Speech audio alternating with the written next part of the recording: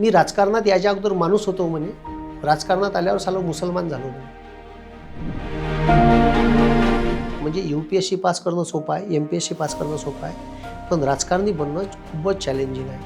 खूप समाजाच्या शिवा, समाजाच्या म्हणजे काय म्हणते त्याला रोष तुमच्यावर ओढून घ्यावं लागते. पण एका खेड्यागावातून मी आलो, माझं काही बॅकग्राऊंड नाही, मी काही खूप हुशार बी नव्हतो. मी पुण्यात आल्याच्या नंतर MPSCचा खूप अभ्यास केला. माझ्या घरी आलूबोंड्याचं हॉटेल होतं. सकाळी आलूबोंड्याचे आलू चुलीवर मांडले का ते अद्रक लसूण टाका लागे त्याच्यात. तर ते अद्रक लसूण पोत्यावरच लसणाच्या कळ्या अशा घासू मी, घासल्या का ताटात उफणल्या तर बस अद्रक लसूण काढून दिलं, पेपरचं पार्सल आलं, पेपर फोडला का अख्ख्या गावात पेपर वाटायचो. मी परीक्षा 2 वेळा PSI मेन्स दिली होती. मेन्स दिले? हा, मेन्स इंटरव्ह्यू फिजिकल दिली आहे, सगळं दिले ते. 1 वेळा STI मेन्स दिली आणि त्या काळात 1 वेळा RFO दिली होती.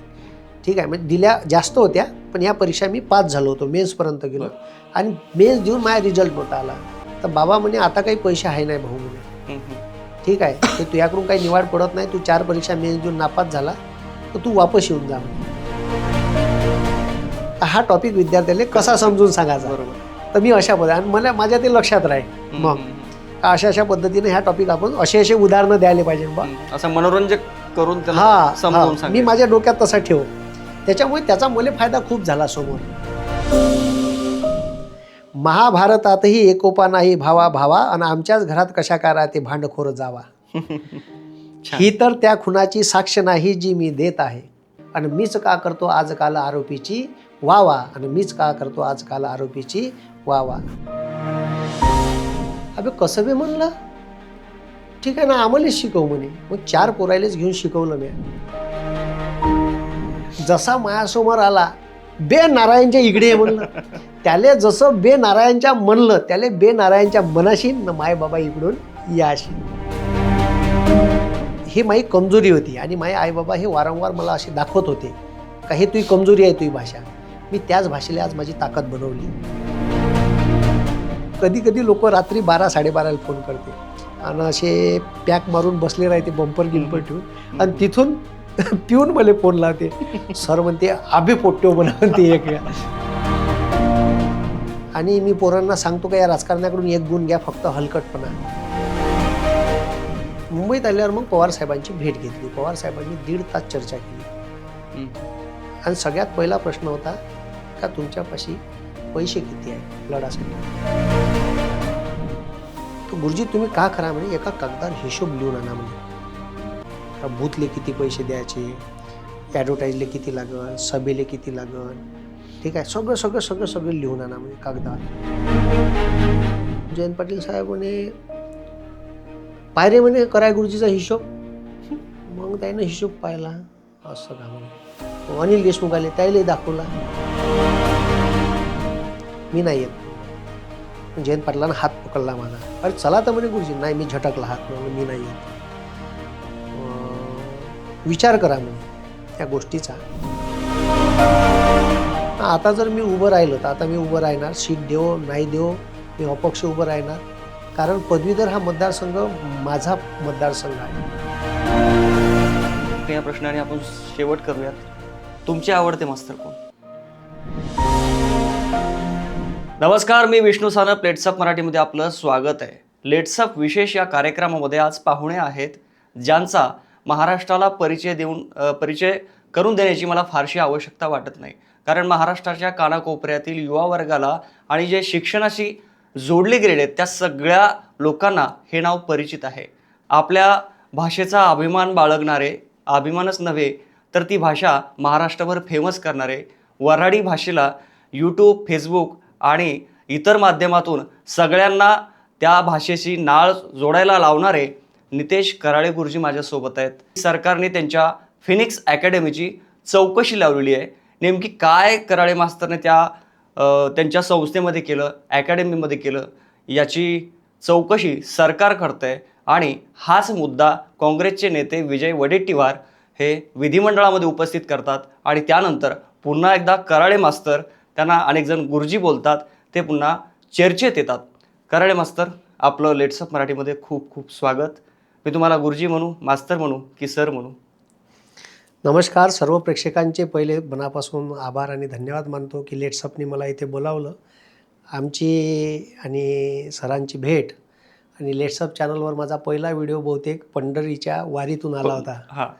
मी वारीच्या वाटेवर. वारीच्या वाटेवरून पंढरीच्या वारीला गेलो होतो आणि पाऊस झाला होता धुवाधार आणि ट्रॅफिक लटकलो होतो. ते बरोबर. ट्रॅफिक मी काढून देत होतो तेव्हा तुम्ही तिथे मला छत्री घेऊन आपण ती मुलाखत केली होती. केली होती. तर आम्ही विठ्ठलाला मानणारे आणि वारकरी संप्रदायातले लोक आहे आणि या चॅनलच्या माध्यमातून लोकांच्या समस्या, माझ्या समस्या, लोकभावना तुमच्या चॅनलच्या माध्यमातून लोकांपर्यंत बऱ्याचशा पोचतात आणि याही ब्रॉडकास्टमधून पोचतील अशी इच्छा व्यक्त करतो आणि मला बोलावल्याबद्दल खूप खूप धन्यवाद. आता सध्या तुमच्या जी फिनिक्स अकॅडमी तिची चौकशीचे आदेश सरकारने दिलेले आहेत. खरंच एवढी मोठी तुमची ती संस्था आहे आणि असं काय तिथं काळं घडलंय किंवा असं काय चुकीचं घडलंय की सरकारने थेट चौकशीचे आदेश दिलेत? काय बेरं काहीच नाही. काय बेरं पकडू शकत नाही ते. हम्म. काय बेरं आहेच नाही तर पकडणार का, हा पहिला मुद्दा आहे. बरं. टार्टी बार्टी म्हणजे बार्टी ही अनुसूचित जातीच्या विद्यार्थ्यांसाठी आणि टार्टी ही अनुसूचित जमातीच्या विद्यार्थ्यांसाठी स्पर्धा परीक्षेच्या क्लासेसबाबत स्कॉलरशिप देतात आणि प्रशिक्षण फुकट देतात. त्या प्रशिक्षणाचे पैसे संस्था चालकांना देतात. जसं आता माझी संस्था आहे, अशा महाराष्ट्रात अनेक जिल्ह्यात वेगवेगळ्या संस्था आहेत. मग ते MPSC राज्यसेवा असो, डेप्टी कलेक्टर DYSPची परीक्षा किंवा सरळ सेवा ज्या परीक्षा आहे, PSI STI या परीक्षा किंवा पोलीस भरती, आर्मी भरती, तर याच्यासाठी माझी संस्था बार्टी टार्टीने सिलेक्ट केली मागच्या वर्षी आणि 3 वर्षाचा कॉन्ट्रॅक्ट आहे तो. आणि त्या कॉन्ट्रॅक्टमध्ये माझ्या संस्थेची निवड झाली. आता त्याचे नॉर्म्स आहे, त्या नॉर्म्समध्ये मी बसलो म्हणून माझी संस्था निवड केली. बरोबर. आणि निवड केल्याच्या नंतर माझ्या संस्थेमध्ये ट्रेनिंग झालं. म्हणजे माझ्या संस्थेकडे जवळपास 350-400 विद्यार्थी मागच्या वर्षी होते आणि स्थानिक राजकारणी जे आहे, जे प्रॉपरली थोडेसे BJPचे आहे किंवा अजून, त्यांना ते पटलं नाही. सरकार आमचं आणि हा मास्तर सरकारच्या विरोधात बोलते आणि याले कसं भेटले ते टेंडर, याची संस्था कशी निवड झाली. आता निवडीचा क्रायटेरिया ह्या आहे का, तिथं रिझल्ट पाहिजे ना. तुमच्या अकॅडमीचे किती रिझल्ट आहे, काय आहे, क्लासरूम आहे का, डिजिटल क्लासरूम आहे का, डिजिटल लायब्ररी आहे का, ह्या सगळ्या गोष्टीची शहानिशा करते आणि त्याच्यानंतर ते सिलेक्ट करते. ती माझी संस्था सिलेक्ट झाली, विद्यार्थ्याचं ट्रेनिंग झालं बाकायदा आणि मी सरकारच्या विरोधात, चुकीच्या धोरणाच्या विरोधात बोलतो. पण माझं म्हणणं एवढंच आहे का, मी सरकारच्या विरोधात बोलतो म्हणून माझे चौकशी करायची का, खोटे आरोप करायचे. एक योगेश वानखेडे नावाचा BJP IT सेलचा माणूस आहे, त्याचं प्रॉपरली मी इथं नाव घेऊन राहिलो, ठीक आहे. आणि त्याच्यावर तर अजून इलिगेशन माझ्याकडे आली आहे आता. तर तो व्यक्ती काय करतो की त्याच्या नावानं तक्रार नाही देत. तो त्याचे 2 मित्र आहे, त्याचं मी नाव घेणार नाही कारण त्याचे संबंध खराब होऊ शकते. त्याच्या मित्राच्या नावानं खोटे लेटर हेड बनवतो. खोटे लेटर हेड बनवून त्याच्या खोट्या सह्या मारतो.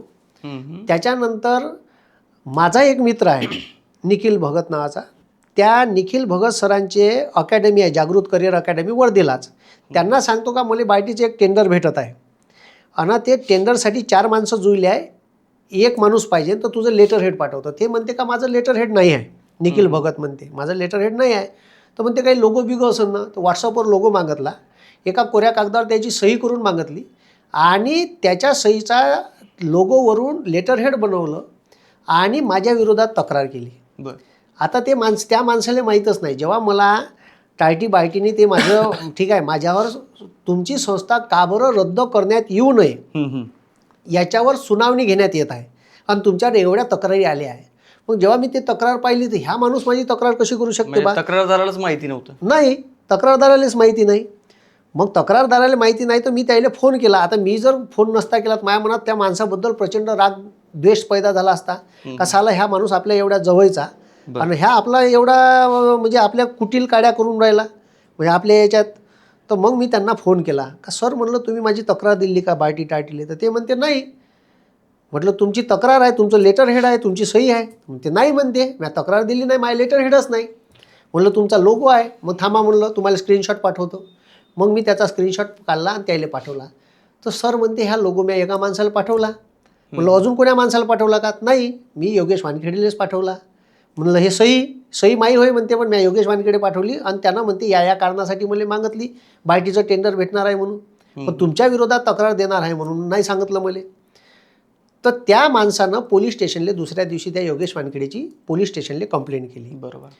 का माझ्या सहीचा माझं लेटर हेड बनून ठीक आहे चुकीचा वापर करण्यात आला. ठीक आहे. त्याच्यानंतर मी तर टाळटी बायटीलाही सांगितलं. जे 2 त्याचे मित्र आहे हिंगणघाटचे, त्या योगेश वानखेडे तो हिंगणघाटचाच होय, त्याचेही क्लासेस आहे. आणि त्याच्या मित्राला जेव्हा भेटलो तर तेही म्हणते का आम्ही तक्रार दिली नाही सर, हे कोरं लेटर हेड आमच्यापासून योगेश वानखेडेने नेलं, पण ते तुमच्या विरोधात अशी तक्रार देणार होते मला माहिती नाही. आणि त्या पठ्ठ्यानं काय केलं, त्याच्या नावावर तक्रार दिली. मग मी त्याला भेटल्यावर म्हणते मी दिली नाही. मग त्यानं मला लिहून दिलं का ठीक आहे आम्ही ही तक्रार दिलेली नाही, ठीक आहे, त्यामुळे या तक्रारीचा वापर कराय सरांच्या विरोधात करण्यात येऊ नये. त्यांनी लिहून दिलं दोघांनी, या सरांनी निखिल भगत सरांनी लिहून दिलं. आणि तक्रारी कॉपी पेस्ट आहे आणि तक्रार भ्रष्टाचाराची नाही आहे. तक्रार कायची आहे, कराय सर विद्यार्थ्यांची माती भडकवण्याचा प्रयत्न करतात. आता का माती भडकवली, म्हणजे पोरायले अन्यायाविरोधात एखादं आंदोलन केलं ते हे माती भडकवणं झालं का. मी सरकारच्या विरोधात बोलतो चुकीच्या धोरणाच्या, हे माती भडकवणं झालं का. म्हणजे संविधान ठीक आहे, म्हणजे संविधान असं म्हणते का तुम्ही आर्टिकल 19 नुसार सरकारच्या चुकीच्या धोरणाचा विरोध करायला पाहिजे, तुम्ही बोलायला पाहिजे. संविधानानं अधिकार दिला आहे हा, आणि तो अधिकारच हिसकून घ्यायचा, म्हणजे याच्या विरोधात काहीच बोलायचं नाही. मग मी बायटी टाटीले लेखी उत्तरात हे बी म्हणलं का सत्तेची चापलुशीगिरी करणाऱ्यालाच हे टेंडर भेटणार आहे का, सरकारच्या विरोधात बोलणाऱ्या लोकांना टेंडर भेटणार नाही का, किंवा शासकीय अनुदान किंवा सरकारी योजनेचा लाभ सरकारच्या विरोधात बोलणाऱ्या लोकांना भेटणार नाही का. तर असं मला एका तुमच्या लेटर हेडवर लिहून द्या. पुढे काय झालं, मग सगळं लेखी दिलं. आणि त्याच्यानंतर मग पोलीस स्टेशनला केस वगैरे झाली, त्याला पोलीस स्टेशनला बोलावलं, पण पोलीस स्टेशननं अजूनही तो BJPचा असल्यामुळे गुन्हा दाखल केलेला नाही. हा कायदा त्याच्यात नाही. भारतीय न्याय संहिता कलम 348, 340, 342 नुसार कलम दाखल त्याच्यावर केस दाखल होते. मी बायटीच्या आणि टाळटीच्या संचालकांना सुद्धा सांगितलं का तुम्ही सुद्धा केस दाखल करा, कारण तुमची बी खोट्या तक्रारी करून दिशाभूल केली आणि माझ्यासारख्या प्रतिष्ठित संस्थेला बदनाम करण्याचा त्याने प्रयत्न केला. ठीक आहे, कारण हे बदनाम करण्याचेच प्रयत्न आहे ना. आता हा विषय महाराष्ट्रभर गाजला. भ्रष्टाचार का झाला, मी 6 महिन्याचं ट्रेनिंग 4 महिन्यात संपवलं, किंवा विद्यार्थ्यांना बूट द्यायचे होते, 2 ट्रॅक पॅन्ट टी-शर्ट द्यायचे होते, हे दिले नाही का. विद्यार्थ्यांना पुस्तकं द्यायचे होते, ते दिले नाही का. ते असं तर सांगा ना, मग ब्लॅकलिस्टेड करा मला. पण माझं असं काही नसताना मी त्याला कुठेही सापडून नाही राहिलो. मग आता का करायचं, तर माझ्यावर अनेक पोलीस स्टेशनले खोट्या कंप्लेंटी केल्या आहे. मग आता तो मुद्दा नाही, मी मुद्दा बोललो होतो की का कुंभमेळ्यात येणाऱ्या साधूंसाठी ठीक आहे, गांजा फुकणाऱ्या साधूंसाठी 25,000 करोड रुपये तुम्ही देता आणि जिल्हा परिषदेच्या शाळेसाठी 2,000 करोड रुपयाचं बजेट नाही शासनाकडं, असं बोललो. तर धार्मिक भावना दुखावते कराया मास्तरांनी दुखावल्या म्हणून विश्व हिंदू परिषदेच्या एका माणसानं माझी पोलीस कंप्लेंट केली, त्याची केस झाली, गुन्हा दाखल. ठीक आहे. त्याच्यानंतर त्या विधानसभेच्या वेळेस जे ठीक आहे मला मारण्याचा प्रयत्न केला, तर मलाच मारलं आणि माझ्यावरच खोटी अॅट्रॉसिटीची केस लावली. तुमच्यावरच? माझ्यावरच. आणि त्या माणसावर मी त्याच्यात 8 दिवस फरार होतो. ठीक आहे, कारण लगेच अटक होते त्याच्यात. ठीक आहे, बेल भेटत नाही लवकर. आणि तुम्हाला सांगतो खोटी, त्या ज्या बाईनं ठीक आहे शिवीगाय केली असं म्हणते, त्या बाईला मी अजून पाहिलं नाही. ठीक आहे, त्याची आता क्रॅशिंगची हायकोर्टात ते केस चालू आहे. तर आणि ते कवा केस दाखल केली माहीत आहे का, जेव्हा यायचं सरकार निवडून आलं, म्हणजे इकडं रिझल्ट लागला, रिझल्ट लागल्याच्या दुसऱ्या दिवशी माझ्या विरोधात ॲट्रॉसिटीची खोटी केस. म्हणजे अशा अनेक पोलीस केसेसले एवढा माझा गठ्ठा तयार झाला आहे. ह्या पोलीस स्टेशनचा मला फर्या येते का, मी काही आंदोलनात गेलो, मी काही एखादं आंदोलन केलं का लगेच मला पोलीस स्टेशनचा ठीक आहे फर्या आलाच पाहिजे, DYSPचा. ठीक आहे, तुम्ही कायदा व सुव्यवस्थेचा वारंवार भंग करता, तुमच्यावर एवढ्या एवढ्या पोलीस केसेस आहेत, तुम्ही 50,000चा बॉन्ड लिहून द्या, तुम्ही 1 लाखाचा बॉन्ड लिहून द्या. म्हणजे हे सरळ सरळ एखाद्या बोलणाऱ्या माणसाला कसं दाबाचं, त्याची गैचेपी कशी करायची, ह्या पुन्हा बोललाच नाही पाहिजे. तुम्हाला काय वाटतं असं मानसिक खच्चीकरण. ठीक आहे, म्हणजे मला सजा पोलीस स्टेशनमध्ये नेणार नाही किंवा मला ते जेलमध्ये टाकणार नाही, पण मानसिक खच्चीकरण जे आहे, सिस्टीमचा जो त्रास आहे, हे सगळ्यात मोठी सजा आहे. का खटकतात नितेश कराळे एवढे? नितेश कराळे बेधडक बोलणारा माणूस आहे म्हणून खटकते. तुम्ही थोडंसं असं वाटत नाही का तुम्हाला की आणि मग आपण- आता याचं हे आर्थिक खच्चीकरण करायचं म्हणजे नाही, याने- आता तो मुद्दा लक्षात आला, पण तुम्हाला असं वाटत नाही की आपण थोडंसं कशाला बोलायचं, असं काही मनात विचार येतो नाही कधी? नाही कशाला बोलायचं म्हणजे लाजीम थोडी आहे दुसऱ्याला. आपण टर्म अँड कंडिशनमध्ये बसलो, बोलणार कोण नाही? ज्यानं भ्रष्टाचार केला असं तो बोलणार नाही. मी थोडी केला भ्रष्टाचार. बरोबर. मी त्याच्या 10-5 पैशाला लाजीम आहे का? मी शासनाच्या नियम व अटीची पूर्तता करून प्रशिक्षण घेतलं. मी 1 रुपया कोणाचा खाल्ला नाही. मी सरकारले लाजीम नाही आहे. ठीक आहे. आणि मी शासनाच्या नियम व अटीत राहून काम केलं. मग याचे भ्याचं कायले? हे चौकशीचा आता एखादा संस्थाचालक असता तर भिला असता. त्याला वाटलं असतं माझं टेंडर चाललं जाईल. ठीक आहे. मी काय त्या टेंडरच्या भरोश्यावर आहे का? माझे क्लास चालूच आहे. माझे क्लास चालूच आहे ना. यायचे पोरं नाही येईन तर दुसरे येईन. पण हे आदिवासी पोराचं नुकसान करत आहे ना. दरवर्षी माझ्याकडे 150-200 पोरं आदिवासी पोरं येते. त्याला फुकट प्रशिक्षण नाही, भेटायचं. मी त्या प्रश्नाकडेच येणार होतो, कारण वडेट्टीवारांनी फार चांगलं मांडलंय हा. विधिमंडळामध्ये की किती मुलांना तुम्ही शिकवता, काय रिझल्ट असतात. हा. तुमच्याकडून व्हेरीफाय करून घेतोय किती मुलं शिकतात, किती मुलांना फ्रीमध्ये आणि किती अधिकारी झाले. 300 मुलं दरवर्षी आपल्याकडे असतात. 300च्या वर असतात ऑफलाईनचे. आता ते बायटी टायटीचे आल्यामुळे मागच्या वर्षी 500-600 पोरं होते. ठीक आहे. आता 300 पोरं ऑफलाईनचे असतात. ऑनलाईनचं तर भरपूर आहे. ऑनलाईनचे 1.5-2 लाख मुलं क्लासेस करतात ऑनलाईनवर आपल्या इथं. आणि हे जे पोरं आहे ऑफलाईनचे, हे मुलं आपल्या तिथं क्लास करतात. आता आदिवासी आहे, एस सी समाजाचे पोरं आहे, गोरगरीब पोरं आहे, त्याला जर बायटी टायटीची हे जर पोलीस भरतीचे प्रशिक्षण भेटलं त्यांना, तर त्यांना क्लासचेही पैसे द्यावे लागत नाही. वरून त्यांना टी-शर्ट, ट्रॅकपॅड, टी-शर्ट, फिजिकलची सर्व सोयीसुविधा क्लासकडून उपलब्ध, कारण शासन पैसे देते त्याचे आम्हाला. मग आता हे सगळं उद्या जर आमची संस्था तुम्ही डावलली, एवढी इमानदारीनं काम करणारी, बाकीच्या संस्था कशा काम करते हे माहीत आहे. पण अनेक तक्रारी आल्या बायटी टाटीला, विद्यार्थ्याच्या आल्या. विद्यार्थ्याची तक्रार नाही, पण विद्यार्थ्याच्या तक्रारी आल्या आणि त्याच्यावर सुनावणी नाही घेतली. मग मी त्या कमिटीला म्हणलं का तुम्ही म्हणलं तुमच्याकडं अनेक विद्यार्थ्याच्या तक्रारी आल्या, पण तुम्ही त्याच्यावर सुनावणी नाही घेतली.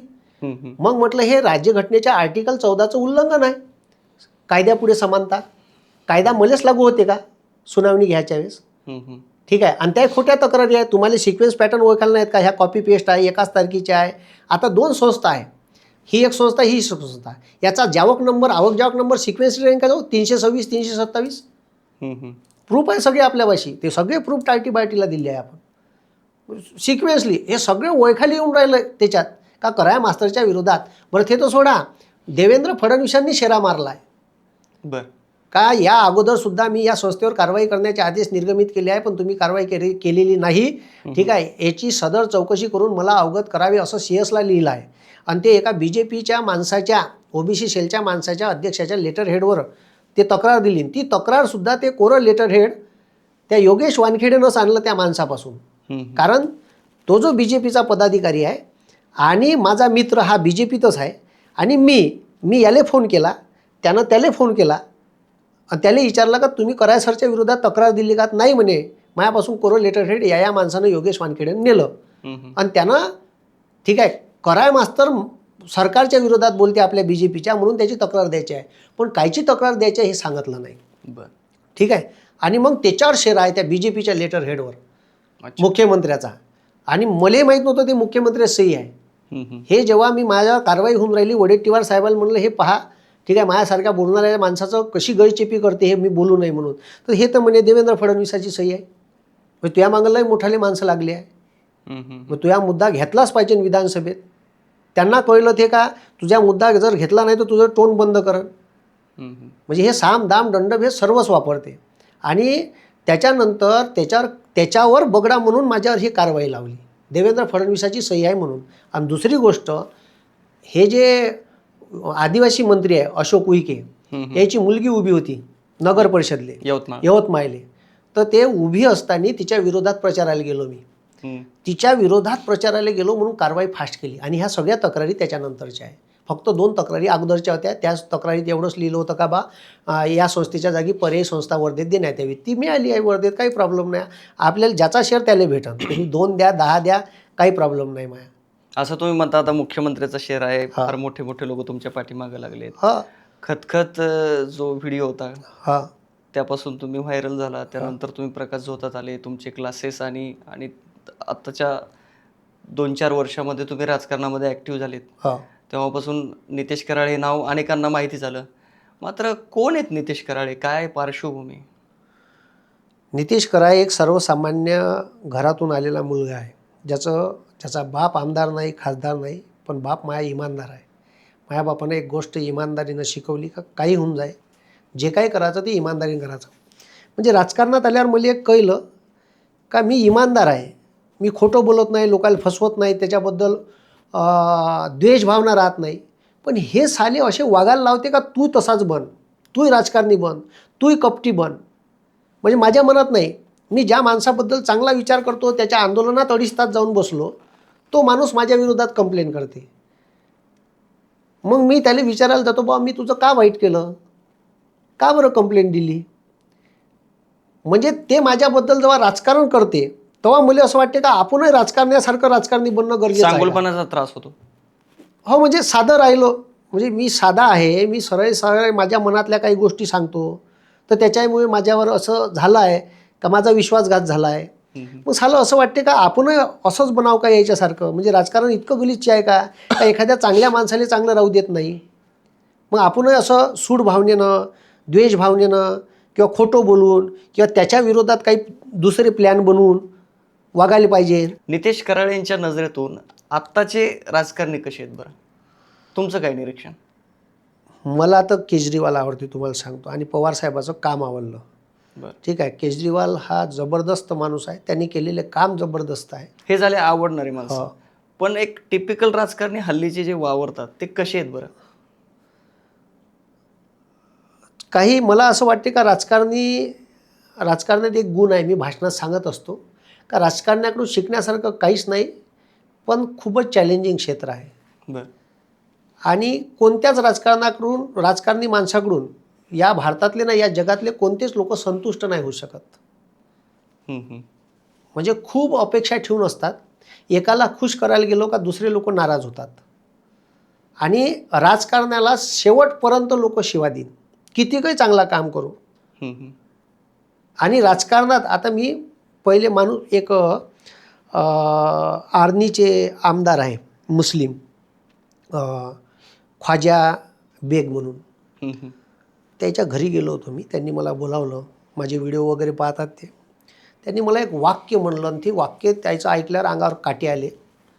सर म्हणे, मी राजकारणात याच्या अगोदर माणूस होतो म्हणे, राजकारणात आल्यावर सालो मुसलमान झालो म्हणे. म्हणजे अक्षरशः माझ्या डोळ्यातून पाणी आलं का सालं बा मला माणूस म्हणून लोक माझ्याकडे पाहत होते. ज्या दिवशी राजकारणात गेलो लोकांना मला मुसलमान ठरवून टाकलं. तर तसंच एखादा चांगला माणूस राजकारणात आला तर त्याले हे व्यवस्था, हे लोक आणि एक टापू वेगळ्या तयार होते. म्हणजे मी राजकारणात नव्हतो तर मला सगळे माझे लोक व्हिडिओ पाहे. मी BJPच्या विरोधात बोललो, काँग्रेसच्या विरोधात बोललो तर सगळे पाहत होते. ठीक आहे, जसं आता कांगणे सर आहे तर ते नॉर्मल बोलतात, ते टीका टिप्पणी करत नाही, सगळे पाहतात. मी जसं राजकारणात गेलो तसंच एक पाहण्याचा दृष्टिकोन वेगळ्या एका वर्गाचा बदलला आणि मग ते टीका करायला लागले. भलाही त्याला माहीत आहे का हे चांगलं आहे, हे वाईट आहे, आणि हे वाईट मुद्दा हे सर मानून राहिले, याच्यामुळे हे परिणाम होऊ शकते हे माहीत असून सुद्धा शिवीगाळ करणं, इनबॉक्समध्ये येणं, इनबॉक्समधून शिवीगाळ करणं, स्वतःचं पेज ब्लॉक करून ठेवणं. ठीक आहे, तो कोण आहे का खोटं अकाउंट आहे काही माहीत नाही पडत, आणि त्याच्यामुळे एक विरोधक तयार होते राजकारणात आल्यामुळे. हे मात्र तेवढंच सत्य. पण राजकारणी सगळ्यात म्हणजे UPSC पास करणं सोपं आहे, MPSC पास करणं सोपं आहे, पण राजकारणी बनणं खूपच चॅलेंजिंग आहे. खूप समाजाच्या शिवा, समाजाच्या म्हणजे काय म्हणते त्याला रोष तुमच्यावर ओढून घ्यावं लागते. तुम्ही कोण्याही कुठेही जा. मी राजकारणाकडे येणारच आहे तुमच्याकडे, मात्र सुरुवातीला मला तुमचा मास्तरपर्यंतचा जो प्रवास आहे तो जाणून घ्यायला आवडेल. आता बऱ्याचशा याच्यात सांगितलेलं आहे मी, तो जास्त रिपीट करणार नाही. पण एका खेड्यागावातून मी आलो, माझं काही बॅकग्राऊंड नाही, मी काही खूप हुशार बी नव्हतो. मी पुण्यात आल्याच्या नंतर MPSCचा खूप अभ्यास केला आणि माझ्यासोबत मित्र होते, विशाल वाघसारखा, अमोल भारतीसारखा, अनेक लोकांच्या सहवासात राहिलो. आणि एक गोष्ट माझ्यामध्ये आताही आहे का किती काही मोठा माणूस आला किंवा छोटा आला तर मी वर्धेत जरी आला आणि पुण्यात जरी कोणी आलं तर मी त्याचे भाषणं ऐकायला जाऊ. ठीक आहे, एक डॉक्टर APJ अब्दुल कलाम आले होते 2011ला बालगंधर्वला. तर मी त्याचं भाषण आवर्जून ऐकायला. जे जे मोठा लोक आहे किंवा आपल्यापेक्षा लहान आहे पण चांगली वक्ते आहे, काय होते का तुम्हाला एक चांगला बोलकार व्यक्ती बनायचं असेल, चांगला वक्ता बनायचं असेल तर तुम्ही दुसऱ्याला ऐकणं शिकलं पाहिजे पहिले. तुम्ही जोपर्यंत दुसऱ्याला ऐकणं शिकणार नाही तोपर्यंत तुम्ही मोठा वक्ता होऊ शकत नाही. आणि काय होते त्याच्यापासून काही गोष्टी भेटते. मग आपल्याला लक्षात येईल का हे आपण कुठंतरी हे आपल्या भाषणात सांगायला पाहिजे किंवा असं काहीतरी मुद्दे मांडायला पाहिजे. अनेक लोकांकडून म्हणजे मला असं वाटते का माणसाने आयुष्यभर विद्यार्थी म्हणून जगलं पाहिजे, तरच आपण आयुष्यात मोठं होतो. त्याच्यामुळे मी ज्या गावातून आलो, माझं गाव काही खूप मोठं नाही, 3,500 लोकवस्तीचं 3,000 लोकवस्तीचं गाव आहे, 9ची बॉडी आहे ग्रामपंचायतची. आणि मी माझ्या गावात लॅन्को नावाचा प्रोजेक्ट आला होता. तर मी तेव्हा नापास झालो होतो BSc. तेव्हा मी गावातच होतो, शेती करत होतो. तर मी 5 गावांना सोबत घेऊन या कंपनीकडून आपल्या गावाचा विकास कसा करून घेता येईल या मुद्द्यावर लोकांना एकत्र केलं होतं आणि जनसुनावणीमध्ये मी प्रतिनिधित्व केलं होतं तेव्हा. तर पहिलेपासूनच तो अंगात गुण होता, प्रतिनिधित्व करण्याची.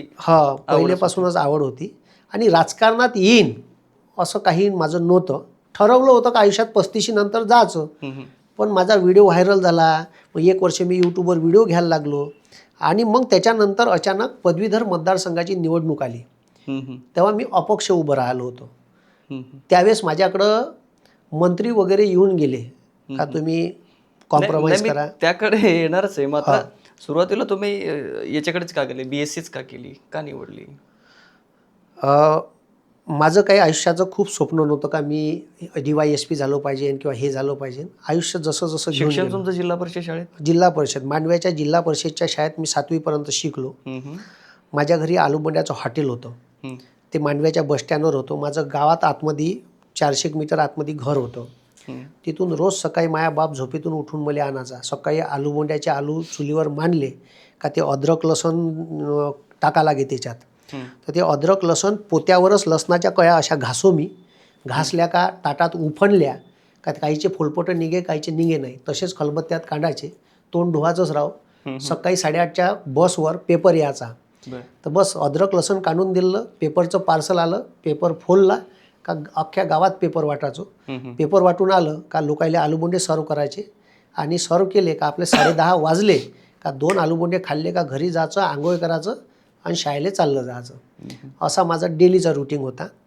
आणि 10व्या वर्गात असताना माझा पहिला दुसरा नंबर नव्हता येत, माझा मागून 3रा 4था नंबर यायचा.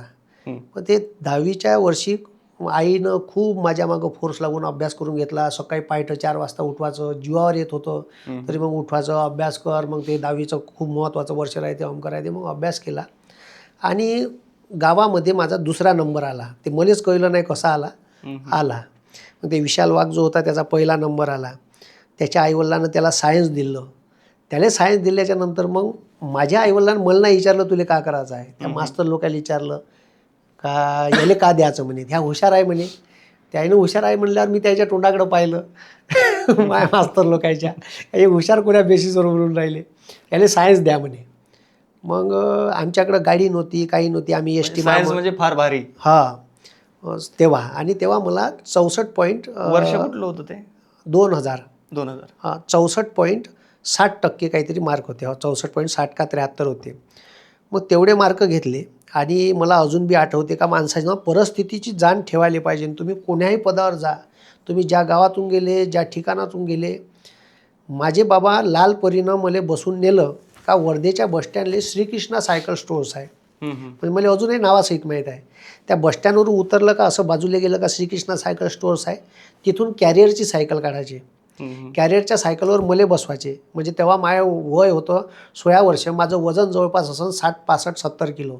आणि त्या सायकलवर बसून मले पायडल मारून न्यू इंग्लिशमध्ये जा, तिथचा फॉर्म घे, JB सायन्सला जा, तिथचा फॉर्म घे. आणि माझ्या इंग्लिशचा पुरा सत्यानाश होता. तर माझ्याकडून त्याला माहीत होतं याची लायकी नाही फॉर्म भरायची. एखाद्या चांगल्या माणसाकडून फॉर्म भरून घेतला, सायन्सच्या कॉलेजमध्ये ॲडमिशन केली. आणि खूप ढ होतो माझं. आणि इंग्लिशचा 36चा आकडा होता. माझ्याने इंग्लिशचं अजिबात जमत नव्हतं. ठीक आहे, म्हणजे अजिबातच नाही. म्हणजे गणित तरी बरं होतं. आणि फुल मराठीतला माणूस होतो मी, फुल. आणि फुल मराठीतून मला फुल इंग्लिशमध्ये असं कुचकलं धरून डायरेक्ट. जसा गुलाबजामू गरम गरम पाकातला काढते ना, त्या तेलातला काढते गरम गरम पाकात टाकते, तसं माझी कंडिशन झाली. आणि त्याच्यामुळे मग इंग्लिश साली अशी बयाड भाषा आहे, वाचते एक लिहिते एक, वाचते साली सायकॉलॉजी, लिहिते फायकॉलॉजी. ठीक आहे, लिहिते, ठीक आहे, वाचते केमिस्ट्री, लिहिते केमिस्ट्री. ठीक आहे, लिहिते एड्युकेशन, वाचते एज्युकेशन. ठीक आहे. आता त्याच्यामुळे माझे खूप प्रॉब्लेम व्हायचे इंग्लिशचे. तर मी 3 महिने, एक माझा मित्र होता संतोष नावाचा, त्याचं पाहू पाहू लिहिलं मी 3-4 महिने. आणि अक्षर खूपच घाणेरडं होतं. मी 1 महिन्यानं फिजिक्सचं प्रॅक्टिकलचं बुक दाखवायला नेलं. येंगडे सर तेव्हा फिजिक्स शिकवायचे. तर माझ्या 3 पेजेस पलटवले आणि भडकन रजिस्टर माझ्या तोंडावर मारून फेकलं. मी म्हणलं सालं भूकंप झाला का? तर ते पाहिलं तर ते अक्षर तर डॉक्टरपेक्षा बी खराब आहे बे म्हणे. ते म्हणे का ते अक्षर डॉक्टरपेक्षा बी खराब आहे. तर मग माझ्या लक्षात आलं का माझं अक्षर ठीक आहे, फक्त मेडिकलवालाच ओळखू शकते. मग अक्षरावर काम केलं. आणि मी सुरुवातीला 15-20 दिवस एस टी महामंडळाच्या लालपरीनं अपडाऊन केलं. एक बुडा भेटला मला. का बे म्हणे तू कोणाचा होय बे म्हणे, माझ्या बाजूला बसला. मी म्हणलं मी मांडव्याचा होय. कोणाचा होय म्हणे, मी म्हणलं बायकृष्णा करायचा आहे. त्या दुकानदाराचा होय का म्हणे तू? मी म्हणलं हो. तर का बे म्हणे का करतं म्हणे वर्धेले? मी म्हणलं मी सायन्स करत आहे. तर म्हणे किती % भेटले बे म्हणे? मी म्हणलं भेटले बा मला 64. अबे कायले सायन्स घेतलं म्हणे धोड्यात धसाले, माझ्या गावचं 60% 80% पोट्ट नापास झालं म्हणे. अरे सालं म्हणलं 80वाला नापास झालं, नित्या तुले 64च आहे, 6 आणि 4 10च होते, तू नापास होऊन जाशील. मग मनातल्या मनात तसं ठरवून घेतलं का काही होऊन जाय, आता बापानं सायन्स दिलं ते पूर्ण करायचं. आणि खूप जिकारीनं खूप म्हणजे जिद्दून अभ्यास केला आणि ठरवून टाकलं का 10वीपेक्षा 1 तरी % जास्त घेऊन दाखवायचा. तुम्हाला सांगतो बापाच्या इमानदारीनं मला 1% जास्त आहे 12वी सायन्स, 65% आहे बस. म्हणजे लाज राखण्या एवढं मी पर्सेंटेज घेतले. मग त्याच्यानंतर काय करायचं, बरेचसे लोक इंजिनिअरिंगला गेले. मी इंजिनिअरिंगला नाही केलं, मी प्लेन BSc केलं. असं काही ठरवून नव्हतं का करायचं का नाही. BSc केलं आणि BSc मी का नाही 4 वेळा नापास झालो. तर BScले 2005ले मी पासआउट व्हायला पाहिजे होतो, पण नाही झालो. तर नाही झाल्यामुळे माझ्या वडिलांना ते तुझ्याकडून काही होत नाही म्हणे, ते रूमवरचं सामान गुंडाय गांडाय कर ढोपटी बेलनं आणि आपल्या घराकडे होय म्हणे. मग किराणा दुकान होतं, हॉटेलचं किराणा दुकान. BSc कुठे केलं? वर्धेत. वर्धेत JB सायन्स कॉलेजला BSc केलं मी. आणि मग BSc 12वीत खूप इमानदारीनं अभ्यास केला, पण BSc माझ्या अंगात आलं. मस्त मी जिम लावला होता, मस्त जिमले जाऊ, घरी किराणा दुकान होतं, किराणा भरून आणू रूमवर, हातानं स्वयंपाक करू बढिया. ठीक आहे, 101 पदार्थ बनवता आहे आपल्याला आणि मस्त स्वयंपाक. माझे मित्र आता 10-15 जणांचा आपला हे होती. एक माझा मंगेश आपला एक माझा मित्र होता. तो मित्र MP चा होता. तो त्याच्या मावशीकडे तिथं आला होता. तर तो काय करायचा, त्याचे वडील SBIमध्ये होते. तो सकाळी मला उठवायला यायचा, ट्युशन 7 वाजता राहायची. बे करायला उठ, बे साले उठ. शिवा देऊ मला उठवायचा. मग मी उठवायचो, तोंड ब्रश करायचो. 15 मिनटात ट्युशन झाली का तो साला चलो बे बोले करा रे के रूम पे. माझ्या रूमवर यायचे, करायला पोहे बना तू. तर मग ते पोहे घ्यायचा तो अर्धा किलो, शेंगदाणे घ्यायचा, चायपत्ती, दुधाचं पाकिट त्याच्याच पैशानं. मग माझ्या रूमवर मी यायचं. एक आमच्यापाशी गायक होता, गौरव नावाचा पोरगा होता, तो आता वारला, पोलीसमध्ये होता, ॲक्सिडेंट झाला त्याचा. तर तो गाणे म्हणायचा, बाकीचे टाटं वाजवायचे, मी पोहे बनवायचं. मस्त पोहे खायचे. एक दिवस घर मालकीन आडवी झाली, का रे म्हणे डान्स बार भरवला का म्हणे इथं. डान्स बार भरवला का म्हणे इथं म्हणे. हा रोज येता म्हणे, रोज इथं गाणे म्हणता, टाटं वाजवता. तर असे किस्से आहे आयुष्याचे. पण आलूबोंडा बनवला की नाही रूमवर नाही बनवला, रूमवर नाही बनवले कधी आलूबोंडे. पण आजही माझे बाबा दिवाळीच्या आपल्या होळीच्या पाडव्याला आणि पोळ्याच्या पाडव्याला आलूबोंडे बनवतात आणि खूप लोक आवडीनं ते खाली येतात. म्हणजे फोन करतात का आम्हाला भेटन का रे बुवा, आमचा नंबर लागेल का. दुकान आहे? नाही, दुकान नाही आहे. दुकान हा, बाबा बनवायचे. बाबा खूप मस्त टेस्ट होती, टेस्ट आहे आमच्या बाबाच्या हाताला. आणि आता कधी बनवायचे असले तर आम्ही त्यांना सांगतो. तर म्हणजे हे तुमच्या इकडले जे वडापाव म्हणते तो वडा नाही, आमच्या इकडला आलूबोंडा हा त्याच्यात अद्रक लसूण वगैरे टाकते आणि खूप सुंदर टेस्ट लागते त्याची. तर मग असं करून मग त्यांनी BSc मी नापास झाल्यावर त्यांनी मला शेतात दाबलं धरून चांगलं बाबानं. ठीक आहे, हे 10 एकर वावर आहे म्हणे, आणि हे किराणा दुकान आहे. अगाऊ नखरे करायचे नाही, इथूनच परीक्षा द्यायची. मग मी गावातूनच पेपर दिले. पेपरच्या अगोदरले 2 एक महिने अगोदर वर्धेला जायचं, रूम करायचं, पेपर द्यायचे. पण मी 4 वेळा नापास झालो. समर विंटर असं. आणि ते 4 वेळा नापास झाल्यावर मग 1 वेळा कुठून पास झालो सायन्स. आणि मग ग्रॅज्युएशन केलं. मग माझ्या चुलत भावानं BEd केलं. आता तो शिक्षक होणार बा, म्हणून माझ्या बाप म्हणे तू बी BEd कर. हो BEd करू म्हणलं, पण म्हणलं पैसे भरायला कुठं आहे 15-20 लाख. म्हणलं का SBIचं एखादं ATM फोडायचं का म्हणलं आपण, आहे का तुमच्या पैसे म्हणलं. नाही करून टाक म्हणे. मग चुलत भावानं BEd केलं म्हणून मग मी BEd केलं. आणि मग BEd केल्याच्या नंतर एज्युकेशन स्टाफ झालं होतं आणि तो विशाल वाघचं MBA झालं होतं. तर तो सिंगल फेज लाईन गावात पहिले लाईन जायची 8-8, 16-16 तास. तर सरकारनं मग गावठाण फिडर आणि शेती फिडर असं वेगळे केलं होतं. तर त्याचे कॉन्ट्रॅक्ट चालू होते सिंगल फेज. सिंगल फेजचे. तर तो सिंगल फेजची लाईन टाकायचा. तर तो उन्हात तानात काम करायचा. मे महिन्यात 47 टेम्परेचर. मग तो एक दिवस आला माझ्या दुकानावर. का बे म्हणे झालं आयुष्य असंच आहे का बे म्हणे आपलं, चाल म्हणे आपण MPSC करायला जाऊ. म्हणलं का होते बे म्हणलं MPSC. अबे म्हणे तिथं अधिकारी होते म्हणे, हे PSI GSI येत नाही का म्हणे ठाणेदार आपल्या इथं, तसं अधिकारी होते म्हणे. हे डेप्टी कलेक्टर बनते म्हणे. आपला निवाड पडन का बे म्हणलं तिथं. हा पडन ना बे म्हणे, अभ्यास करून म्हणे आपण जाऊ म्हणे. मग अचानक स्टडी सर्कलचे आनंद पाटील सर होते. त्याने एक सेमिनार घेतला होता.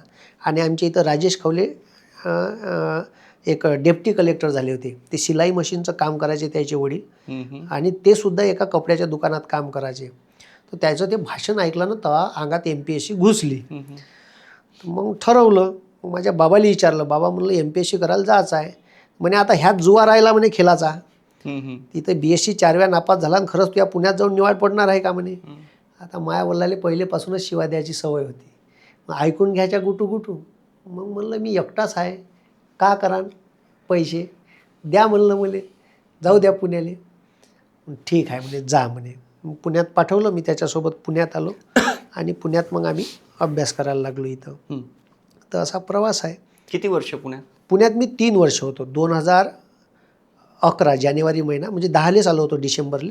आणि 2011च्या जानेवारीपासून तर मी होतो 2013च्या दिवाळीपर्यंत, दसऱ्यापर्यंत. किती परीक्षा दिली तेव्हा मी परीक्षा 2 वेळा PSI मेन्स दिली होती. मेन्स दिले. हा मेन्स इंटरव्ह्यू फिजिकल दिले, सगळं दिले ते. 1 वेळा STI मेन्स दिली आणि त्या काळात 1 वेळा RFO दिली होती.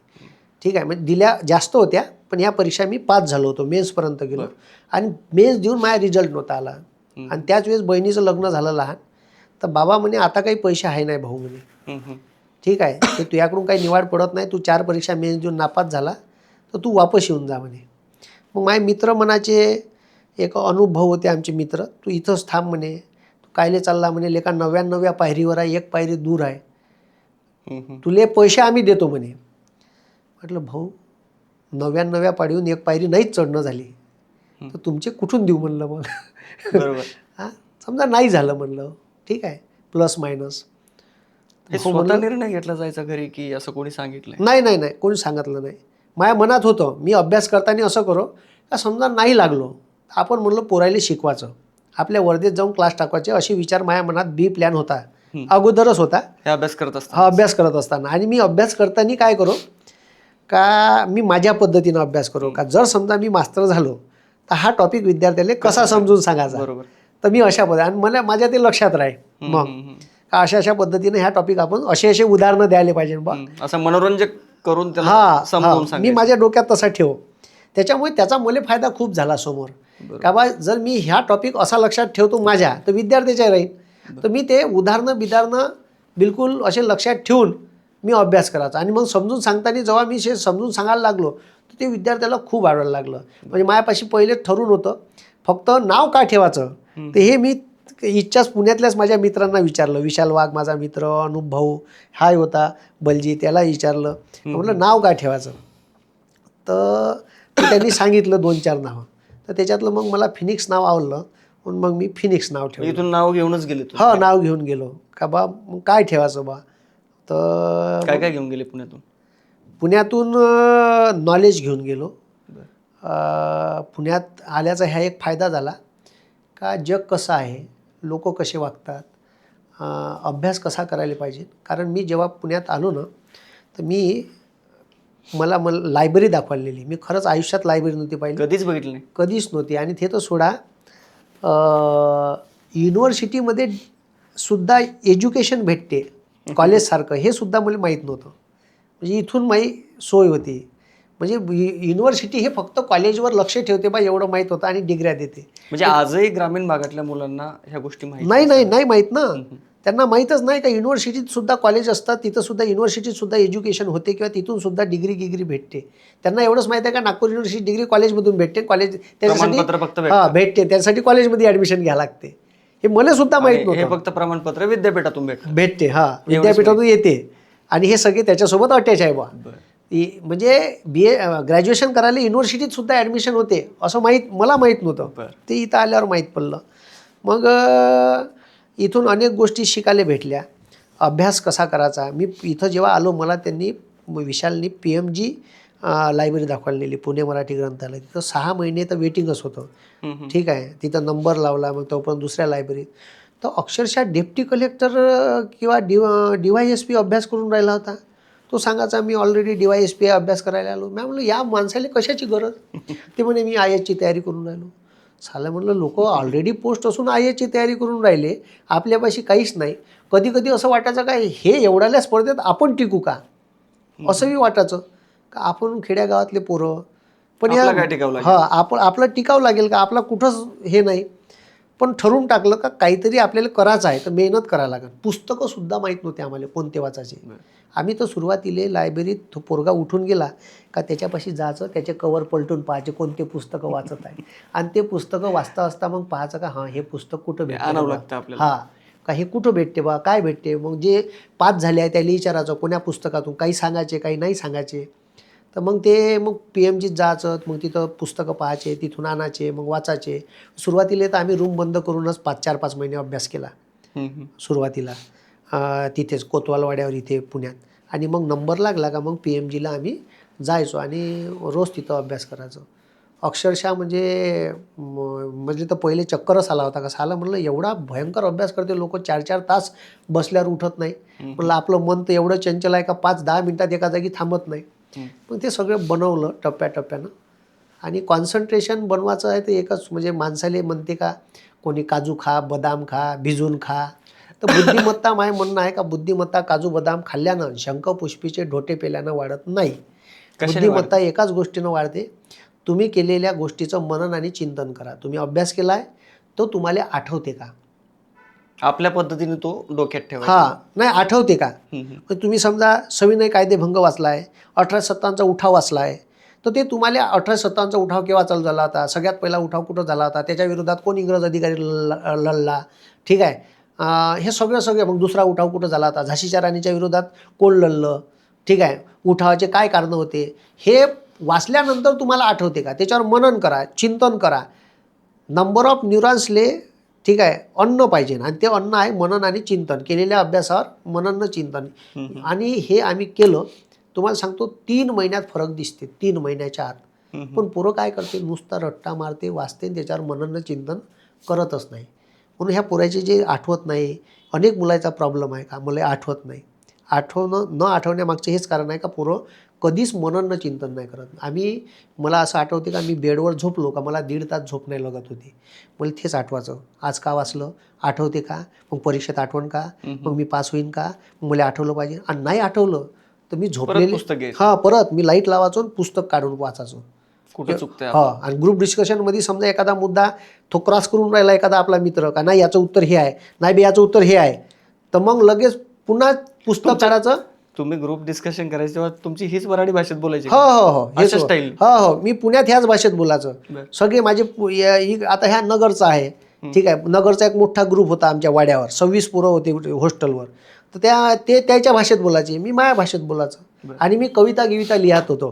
तर मला नितेश नावानं किंवा नित्या नावानं कोणी नव्हते, मला कवी नावानं ओळखत होते. हा मी कविता लिहायचो. हा पुण्यात कवी नावाने ओळख. हा मी कविता लिहायचो.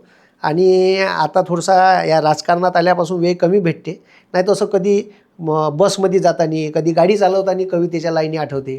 तू प्रेमपत्र अशी का लिहिते, नेमकी मोक्याच्याच ठिकाणी जागा रिकामी ठेविते. म्हणजे अशी एखादी दुसरी कविता तुमची काही ओळी. एक कविता होती लिहिली मी. महाभारतातही एकोपा नाही भावा भावा, महाभारतातही एकोपा नाही भावा भावा, आणि आमच्याच घरात कशा काय राहते भांडखोर जावा. ही तर त्या खुनाची साक्ष नाही जी मी देत आहे, ही तर त्या खुनाची साक्ष नाही जी मी देत आहे, आणि मीच का करतो आजकाल आरोपीची वावा, आणि मीच का करतो आजकाल आरोपीची वावा. नासलेले दूधही नाही आमच्या नावा, नासलेले दूधही नाही आमच्या नावा, आणि ते पुन्हा टाकतात आमच्यावरती इस्टेटीचा दावा, आणि ते पुन्हा टाकतात आमच्यावरती इस्टेटीचा दावा. असं लिहायचो. हा मराठीतला गझल प्रकार आहे एक. त्याच्यात सुरेश भटांनी खूप सुंदर सुंदर कविता लिहिल्या आहे. तर त्याच्यामुळे त्याचा प्रभाव होता. मी आता गझल गिझलचे मराठीचे कुठं प्रोग्राम असले तर ऐकायला जातो आवडीनं. तो एक वेगळा छंद आहे. तर तुम्ही गावाकडे गेले? गावाकडे गेलो. मग इथून मग माझ्या वडिलांनी सांगितलं तुझ्याकडून काही होत नाही. मग ते आपल्यापाशी 2 पोते पुस्तकं होते. एक तो विमलचा थैला आहे, ते विमलचा थैला चौकोनीवाला पाहिला का तुम्ही? Box type. Box type. त्याला पकडायला विमलच्या थैल्यात आपले हे होते कपडे मोपडे भरून. आता किराणा दुकान होतं, ते थैले आपल्याकडे राहायचेच. त्याच्यात कपडे मोपडे भरले, एक गादी होती, पॅक केली आणि ट्रॅव्हल्सवर टाकला आणि गेलो. तिथं वर्धेला एक जुना पाणी चौक आहे, तिथं मला उतरून दिलं एखाद्या त्या घिसड खात्यासारखं. ॲटोवालेला ॲटोले हात देवतो, ॲटोवाला थांबवे नाही. मग तिथून एका मावस भावाच्या रूमवर सामान नेऊन टाकलं आणि मग घरी गेलो. घरी खूप वडिलांनी म्हणजे आला का ये बस, तुझ्याकडून निवाड नाही पडला पुण्यात. आता ते काय झालं का त्या 3 वर्षात विशाल वाघ PSI झाला. एकाच गावातून आलेलो, एकाच वेळेस आलेलो, तो PSI झाला आणि मी राहिलो. त्याच्यामुळे लोकांना वाटायचं का ह्या तिथं अगाऊचे कारभार करत असं. आणि तसंही मी पहिलेच गावात बदमाश होतो. म्हणजे मी चांगल्या मुलाच्या कॅटेगरीत नव्हतो, बदमाशाच्या कॅटेगरीत. गावातल्या लोकांना असं वाटायचं ह्या तिथं गेल्यावर बी हेच करत असं. म्हणजे मी जेव्हा पवार साहेबासोबत जेव्हा हेलिकॉप्टरमध्ये घेऊन फिरलो किंवा पवार साहेबासोबत उठबसचे व्हिडिओ लोक अवाक वाटायचं ना लोकायले का हे इतका दूर कसा जाऊ शकते किंवा इतक्यापर्यंत कसा पोहोचू शकते. कारण मी बदमाशाच्या कॅटेगरीत होतो, मी चांगल्या मुलाच्या कॅटेगरीत नव्हतो. तर त्याच्यामुळे मग तो लागला आणि हा लागला नाही. तर ह्या पुण्यात जाऊन कारभार करत असन, विशाल अभ्यास करत असन, म्हणून ह्या नापास झाला. आता आपल्याला माहीत होतं किती मार्कांत राहिलो, काय राहिलो, का बरं असं होत होतं आपल्यासोबत. तर म्हणून मग वापस गेलो आणि मग पुन्हा शेती करायला लागलो. मग तिथं जायचं, परीक्षेच्या अगोदर अभ्यास करायचा. तर ते जे पोरं आहे ज्याच्या रूमवर सामान ठेवलं होतं मावस भावाच्या, ते पोलीस भरतीचा अभ्यास करायचे. दादा म्हणे तू एवढं चांगलं आम्हाला समजून सांगतो, तू क्लास टाक ना, मी आणतो ना म्हणे 30 पोरं. बरं. म्हटलं 30 येईन का? हो म्हणे 30 पोरं येईन म्हणे. पाय बरं म्हणलं. पुन्हा बाबापाशी गेलो. बाबा म्हणलं मी क्लास टाकतो वर्धेत. तर म्हणलं मला 40-50 हजार रुपये दे जा ॲडव्हर्टाईज करायला.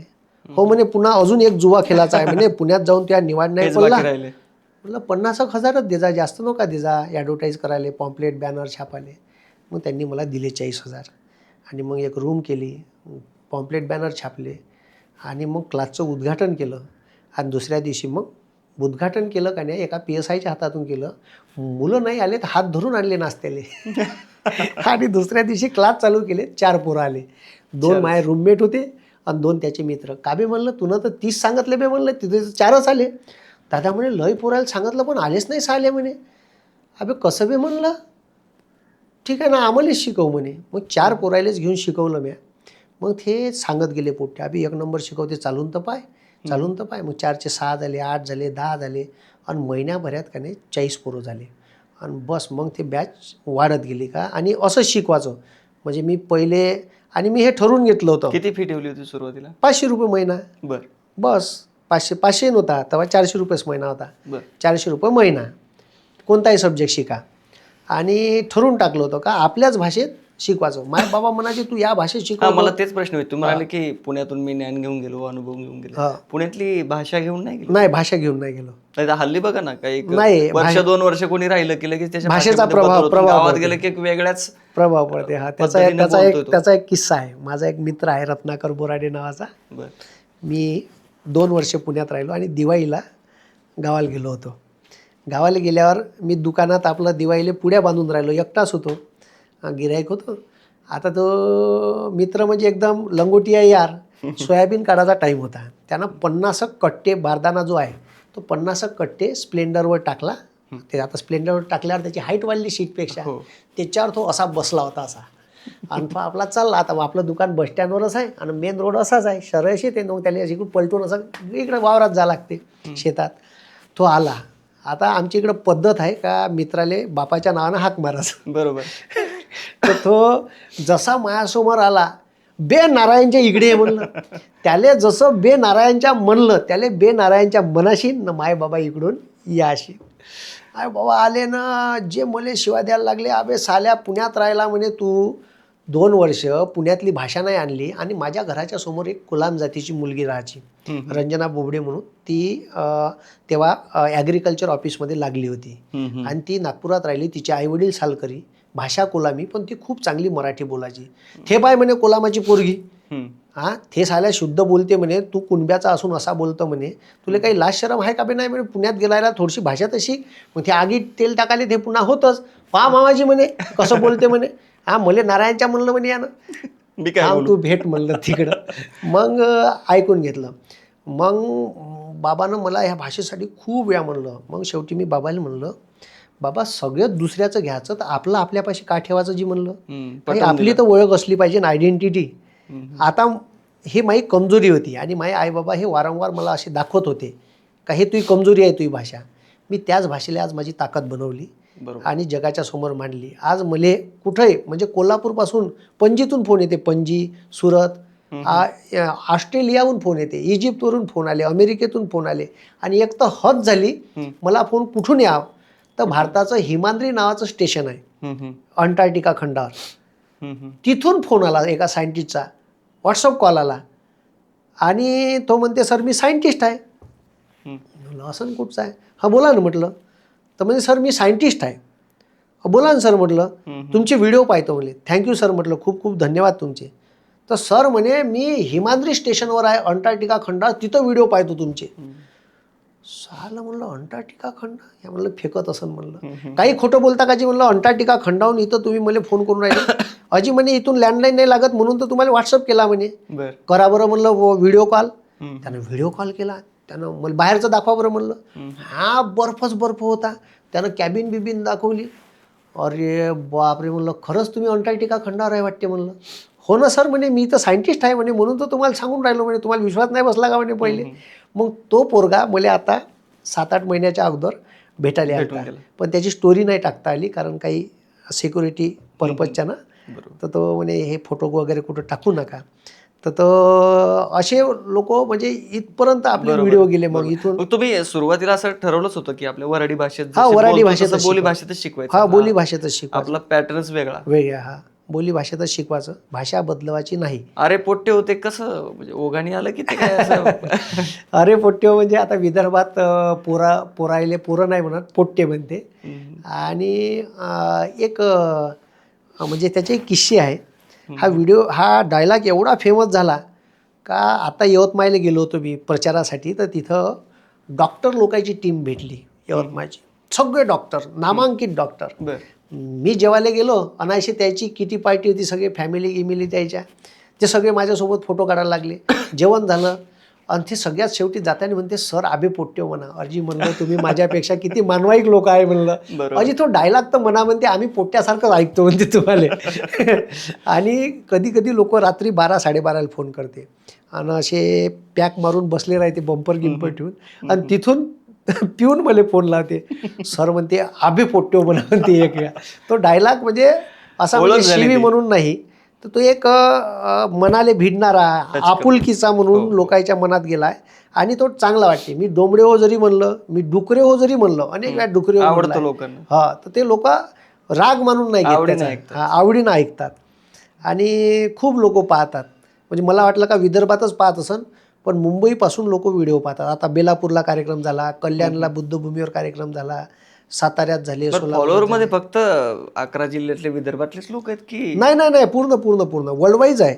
म्हणजे आपल्या युट्यूब चॅनलवर दिसतात ना, ऑस्ट्रेलियातून पाहिले, USA मधून कुठून पाहिले. सध्या मला वाटतं 20 लाख सबस्क्रायबर. हो, आपले सबस्क्रायबर आता 1.2 मिलियन आहे. 12 लाख झाले. 12 लाख. आणि फेसबुकवर जवळपास 600-700 के आहे, इंस्टाग्रामवर आहे 400-450 के. मग हे सुरुवातीला तुम्ही असं ठरवलं होतं की आपण जेव्हा क्लास शिकवू त्यावेळेस यूट्यूब आणि फेसबुकवर आपल्याला टाकायचं, लाईव्ह करायचं? सुरुवातीला काय झालं का ते अनपेक्षित झालं. म्हणजे मी जेव्हा व्हिडिओ घ्यायला लागलो, व्हिडिओ घ्यायच्या अगोदरची गोष्ट, कोरोना आला. मी ऑफलाईनमध्ये बी असंच शिकवायचो, पण तेव्हा आपली हे स्टाईल विदर्भापुरतंच वर्धेपुरतंच मर्यादित होतं. विदर्भ तर सोडा, वर्धेपुरतंच बाबा हा असा मास्तर आहे, असं शिकवते. आणि फुल बॅच राहायची, आपल्या बॅचला बसायला जागा नव्हती राहत. आणि मग कोरोना आला. कोरोना आल्याच्या नंतर माझ्या अकाउंटवर 60,000 रुपये होते. आणि गावात गेलो तर कांदा काढणं चालू होता. मग कांदा काढायला जाऊ, मग तो कांदा झाला 150-200 कट्टे. मग एवढा कांदा ठेवायचा कुठं, गावात बी खपत नाही, कारण प्रत्येक लोक कांदा लावते. मग मी फेसबुकवर, तेव्हा 5,000 आपले मित्र होते फेसबुकवर, मग त्याच्यावर फोटो टाकला का कांदा तुम्हाला घरपोच मिळेल 800 रुपये कट्टा, 20 रुपये किलो. तर ह्या लोकांचे फोन यायला लागले, खालता नंबर गिंबर टाकला. काम करायची लाज नव्हती आपल्याला. म्हणजे मी मास्तर झालो बा, मग मी बापाले म्हणीन का मी नाही येत वावरात, कायले येऊ अगाऊ, हे माय काम होय का आता, असं नाही. ठीक आहे, कोरोनात काम नाही. मग स्वतःच कांद्याचे कट्टे उचलले. एक गाडी होती होंडा जॅज, तिच्या मागं शीटवर बंदे 10-15 कट्टे भरले. ज्याचे ऑर्डर आले त्याच्या घरी नेऊन द्यायचे. आणि मग तेव्हा लोकांची, काही लोक रस्त्यावरून पैदल जायचे, हे जायचे, लोकांच्या घरी अन्नधान्य नाही. तर मी काय केलं, मी आलो वर्धेत, 40,000 रुपये काढले आणि अन्नधान्य विकत घेतलं. आणि एका क्लासच्या पोराचं घर होतं, त्याच्या घरी काटा गिटा होता. ते सगळं डाळ आणलं, तांदूळ आणली, कणिक आणली, तेलाचा पुडा, तिखट पुडा, धनिया पावडर, जिरा पावडर, साखर, साबण, एक हँडवॉश, सगळं. आणि एक किटा बनवल्या चांगली, 14-15 किलोची एक तेलाचं पॉकेट, त्या किटा बनवल्या 50. आणि मी एकदम झोपडपट्टीच्या एरियात जायचं, तिथंही पाहायचं का कोणाला गरज आहे. एखादी म्हातारी असली तिला विचारायचं, का हो तुले कंट्रोलचं धान्य भेटलं का. नाही रे बाबू, मायापाशी कंट्रोलचं कार्डच नाही. मग तिच्या घरात वाकून पाहायचं, तर तिची परिस्थिती हे ते पाहिली का मग तिला बंदी किट द्यायची. मग एखाद्याला जर समजा खूप गरीब परिस्थिती आहे, कामाचे पैसे नाही, काही नाही, पण कंट्रोल भेटते, तर त्याला मग फक्त तेल तिखट मीठ द्यायचं, तांदूळ कणिक द्यायची नाही. असं पाहू मी वाटलं, त्याचे फोटो टाकले. काही लोक म्हणायचे तू फोटो काऊन टाकतं, ते का भिकारी होय का. पण त्याच्यामुळे काय झालं का मला लोकांची मदत आली. बरोबर. आणि मदत आल्यामुळे 60-70 हजार मदत आली. तर त्या मदतीत मी अनेक लोकांपर्यंत पोचलो. ठीक आहे. आणि मग ते काम झालं. माझी बायको म्हणे अकाउंटमधले एवढे पैसे खतम करा म्हणे, म्हणजे मग कटोरं घेऊन आपण आरवी नाक्यावर बसू म्हणे. आपण पण तर मी म्हणलं पैसे माये होय, तुझे होय का. म्हणलं मला कुठं खर्च करायचे आहे, मी पाहत बसेन. मग काही लोकांना ऑनलाईन व्हिडिओ चालू केले. मग 1-1.5 महिना गेल्याच्या नंतर मग पोट्टे म्हणाले ऑनलाईन घ्या. मग मी ते एक हे आलं होतं, म्हणजे क्लास सुरू करून 1-1.5 महिना झाला होता. नाही, कोरोनाच्याच काळात बाकीच्या लोकांनी ऑनलाईन चालू केले ना. म्हणजे ऑफलाईन तुम्ही किती वर्ष शिकवलं मग. ऑनलाईन तर मग 20 पर्यंत, 13 पासून तर 20 पर्यंत. मग कोरोना आला, क्लास बंद झाला. क्लासमधलं मग सामान मी एका रूममध्ये आणून भरून ठेवलं, क्लास बंदच होता. मुलं म्हणे तुम्ही ऑनलाईन घ्या. मग ऑनलाईन मी गुगल मीटवर सुरू केलं. मग त्याच्यात तो आपला जुना सॅमसंगचा रद्दाड मोबाईल, मग त्याला एक ते बोयोचा माईक बोलावला होता, लंबा वायरवाला. मग तो तमाशा असा लावणं, ते डिजिटल बोर्ड, लाईट गिट थोडासा लावला आणि मग चालू केलं. तर ते चालू केल्याच्या नंतर त्याच्यावर का नाही 100च लोक यायचे. आणि 100 जे सुरुवातीला आले, आपण त्याला ॲक्सेप्ट करायचं. ते आले का त्याच्यानंतर पोट्टेच नाही, पोट्टे होते 400-500. मग ते भूगोलाचा व्हिडिओ घेतला का ते पोट्टे मुले म्हणायचे सर ते पुन्हा डबल घ्या. आम्ही राहिलो, अभि ते धंदे आहे का. मी म्हणलं एकच व्हिडिओ 10-10 वेळा घेऊ, पहिले लिंक टाकल्याबरोबर रपकन जॉईन करायचं म्हणलं. मग काही पोरं नाराज व्हायचे. मग ते झालं. मग त्याच्यावर पोट्टे नव्हते जास्त. तर मग पोरं काय म्हणे, तुम्ही म्हणे सर यूट्यूबवर घ्या. साला म्हणलं चॅनल काढावं लागन. तर एक पोरगा होता आपला, त्यानं चॅनल 4 वर्षाच्या अगोदर काढलं होतं. म्हणजे त्यानं 2016 आपल्या नावाचं चॅनल काढलं, पण त्याच्यावर एकही व्हिडिओ नव्हता, एकच व्हिडिओ होता. तो असाच अर्धा तुटक टाटक होता. तर सर म्हणे आपलं चॅनल आहे म्हणे, म्हणजे चालन का म्हणलं आता. चालन म्हणे, याच्यावरच घेत जाऊ आपण. तर मग ते व्हिडिओ आम्ही रेकॉर्ड करायला लागलो. रेकॉर्ड केले रात्री 12:30-1 पर्यंत. माझी बायको म्हणे बाजूचे लोक की शिवा देईन, हे बंद करा. मग 4 वाजेपर्यंत मीच एडिट करत बसलो. का साला झुला झेंडी म्हणलं हे एडिट करा आणि फेडिट करा आणि ते 3-3 4-4 तास. मग पोरं नाही, पोरं आपापल्या घरी कोरोनाच्या येऊ नाही दे त्याचे आईवडील. मग ते पोट्टे म्हणे वर्धेचे हे सर आहे म्हणे, परगण सर, यायनं म्हणे पोट्टे म्हणे लाईव्ह घेत जा म्हणे. अबे तर लाईव्हले 1000 लोक पाहिजे ना म्हणलं. तुम्ही सगळ्या तुमच्या भावा बहिणीच्या अकाउंटवरून मला सबस्क्राईब करा बरं म्हणलं. सबस्क्राईब केलं, ते 800च्या वर काही गेले नाही. तर ते म्हणे मग सर म्हणे हे पहा म्हणे हे परगण सर 600 लोक आहे हे लाईव्ह घेतात. मग त्याला फोन केला, म्हणलं तुम्ही कसे जाता. तर हे स्ट्रीमलॅब नावाचं एक ॲप्स आहे म्हणे सर, हे यूट्यूबची लिंक करावं लागते आणि त्याच्यावरून लाईव्ह जा म्हणे. मग त्याच्यावरून मग काही नाही, मग तिथं काय ते एक पोट्ट्याले म्हणलं जमते का रे हे. जमते सर म्हणे. पोट्ट्यानं केलं त्याला लिंक आणि जे मग धड आपले व्हिडिओ तुम्हाला कधीच एडिट दिसणार नाही. एडिट करून टाकत नाही आपण, जसे आहे तसे. शिवी आली शिवी, ठीक आहे, काही एडिट वाडा विषयच नाही आहे. मग जे सुरू केले फायरिंग सारखे धड ह्या पोट्टे व्हिडिओ पाहायला लागले, शेअर करायला लागले. पण ते 2500पेक्षा जास्त सबस्क्रायबर काही झाले नाही. पण एक पोरगं होतं, ते पोट्टं त्याच्या STI मित्राला मुंबईला व्हिडिओ पाठवे. मग ते व्हिडिओ पाठवे, त्याला वाटते साला हा मास्तर एवढा चांगला शिकवते आणि याला सबस्क्रायबर खूप कमी आहे. त्यानं काय केलं, त्याच्यातला एक व्हिडिओ भूगोलाचा खतखतवाला ज्वालामुखीचा जो टॉपिक होता त्याच्यातला एडिट केला. ते एक पटेल आहे आणि एक चंद्रपूरचा पोरगा आहे. ते दोघंजण एका रूममध्ये राहे. ते STI होते मुंबईले. आणि त्यानं का नाही एका 12-13 हजार DYSP डेप्टी कलेक्टरचा ग्रुप होता आणि 16,000 PSIचा एक ग्रुप होता टेलिग्रामचा. त्याच्यावर तो व्हिडिओ टाकला आणि जे सकाळी सगळ्या लोकांना पाहिला आणि त्यानं आपल्या सोशल मीडियावर गावातल्या व्हॉट्सअप व्हायरल झाला. हा मला फोन यायला लागला, अरे सर तुमचा व्हिडिओ व्हायरल झाला, 2 मिनिटाचा व्हिडिओ आहे. अबे 2 मिनिटाचा कोणताच व्हिडिओ नाही आहे म्हणलं माया, दुसऱ्या कोणाचा असं म्हणून. अरे सर तुमचाच होय म्हणे तो खतखत. मग लोकांना मला ते व्हिडिओ पाठवला. आम्ही म्हणलं ह्या व्हिडिओ 1 तासाचा आहे. हे म्हणलं याच्यातलं ह्या एडिट केला म्हणलं कोणतरी. मग ह्या मीडियावाले आले सगळे, बंदी मीडिया. मग माझ्या घरी बंद्या त्या गाड्या घेऊन तिथूनच लाईव्ह करायचं, हे करायचं. मग कसा घेतला तुम्ही, डबल म्हणून दाखवा. मग त्याच्या काय म्हटले होते तुम्ही. तर एक ज्वालामुखीचा व्हिडिओ होता का ज्वालामुखीचा लावारस कसा निघते. तर तो आतमध्ये लावारस असते आणि त्याचं तुम्हाला जसा मुरूम येते म्हणलं तसं असं डेबूर येते सुजत आणि असं पचकन फुटलं का पचकन लावारस निघते म्हणलं. असा खद तुमच्या घरची खिचडी कशी उतू जाते म्हणलं वरण, तसं असा खद बाहेर पडते. त्याचे सारे लोक मग तो आणि तो म्हणजे साऊथ कल्याण न्यूज चॅनलनं सुद्धा त्याला समजला नाही. पण बा शिकायची पद्धत अशी असते. NDTV इंडियापासून सगळ्या न्यूज चॅनलनं तेव्हा तो व्हायरल केला. आणि खूप सेंट्रल मीडिया, स्टेट मीडिया, त्याच्यामुळे मग सारे लोक मग ते शोधत आले का ह्या कोण मास्तर होय, का होय. तर मग ते सगळे फॉलोअर्स तेव्हापासून वाढत गेले. आणि अनेक अभ्यासू व्हिडिओ आपण टाकत असतो, सामाजिक, राजकीय, नॉन पॉलिटिकल, शिक्षणाचे, शेअर मार्केटचे खूप सारे व्हिडिओ आहे. म्हणजे मुळात ही पद्धती तुम्हालाच आवडायची की अशा पद्धतीने जर आपण आपल्याला कोणी शिकवलं किंवा असं जर ठेवलं तर चांगल्या प्रकारे तुम्हाला माहिती होतं आधी, म्हणून तुम्ही ही पद्धत वापरली. बरोबर. तुम्ही जर आता तुम्ही अधिकारी झाला नाहीत, तुम्ही क्लासही टाकला नसता किंवा चालले नसते, तर नितेश कराळेंना काय व्हायचं होतं किंवा काय केलं असतं. तुम्हाला खरं सांगतो, माझं आयुष्यात काही स्वप्न नव्हतं, खूप मोठाले स्वप्न. मला तर कधी कधी वाटायचं का याच दुकानात मी राहतो का काका, किंवा मी शेतीच करीन, याच्या पुढे आपलं आयुष्य असणार नाही. म्हणजे कधी स्वप्नच पाहिलं नाही एम वगैरे काहीच नव्हते. मी इथं आलो, इथं पुण्यात आलो, ते विशाल वागणं आणलं, एखादी नोकरी लागन बा आपल्याला म्हणून आलो. नोकरीच्या जवळ गेलो. म्हणजे माझ्या आयुष्यात मी तुम्हाला सांगतो, मी जे सोचलं ते झालं नाही. म्हणजे मला जे वाटत होतं का मी PSI व्हायला पाहिजे, मी DYSP व्हायला पाहिजे, मी राज्यसेवेची परीक्षा एखादी काढायला पाहिजे, डेप्टी कलेक्टर, ते झालं नाही. साला आशावाद एवढा होता का 4व्या PSIची परीक्षा फिजिकल इंटरव्ह्यू देऊन माझ्या लिस्टीत नाव नाही आल्यावर मला असं वाटायचं का नित्या तुझ्या आयुष्यात DYSP असन, असे 50 PSI तुझ्या हाताखालतं राहील असं वाटायचं. पण ते DYSP नाही झालो, मी PSI नाही. आयुष्य जिकडं घेऊन गेलो तिकडं जात गेलो.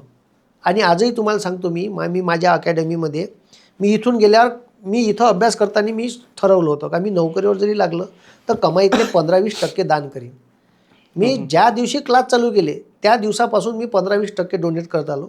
आणि पहिलेपासून 2013पासून, आजचीच गोष्ट नाही, मी माझ्या क्लासमध्ये शेतकरी आत्महत्याग्रस्त, शहिदांचे मुलं, ज्यांना आईवडील नाही किंवा कोणाचे करते वडील जरी वारले आणि क्लासेस करायची इच्छा आहे त्याला मी फुकट शिकवतो.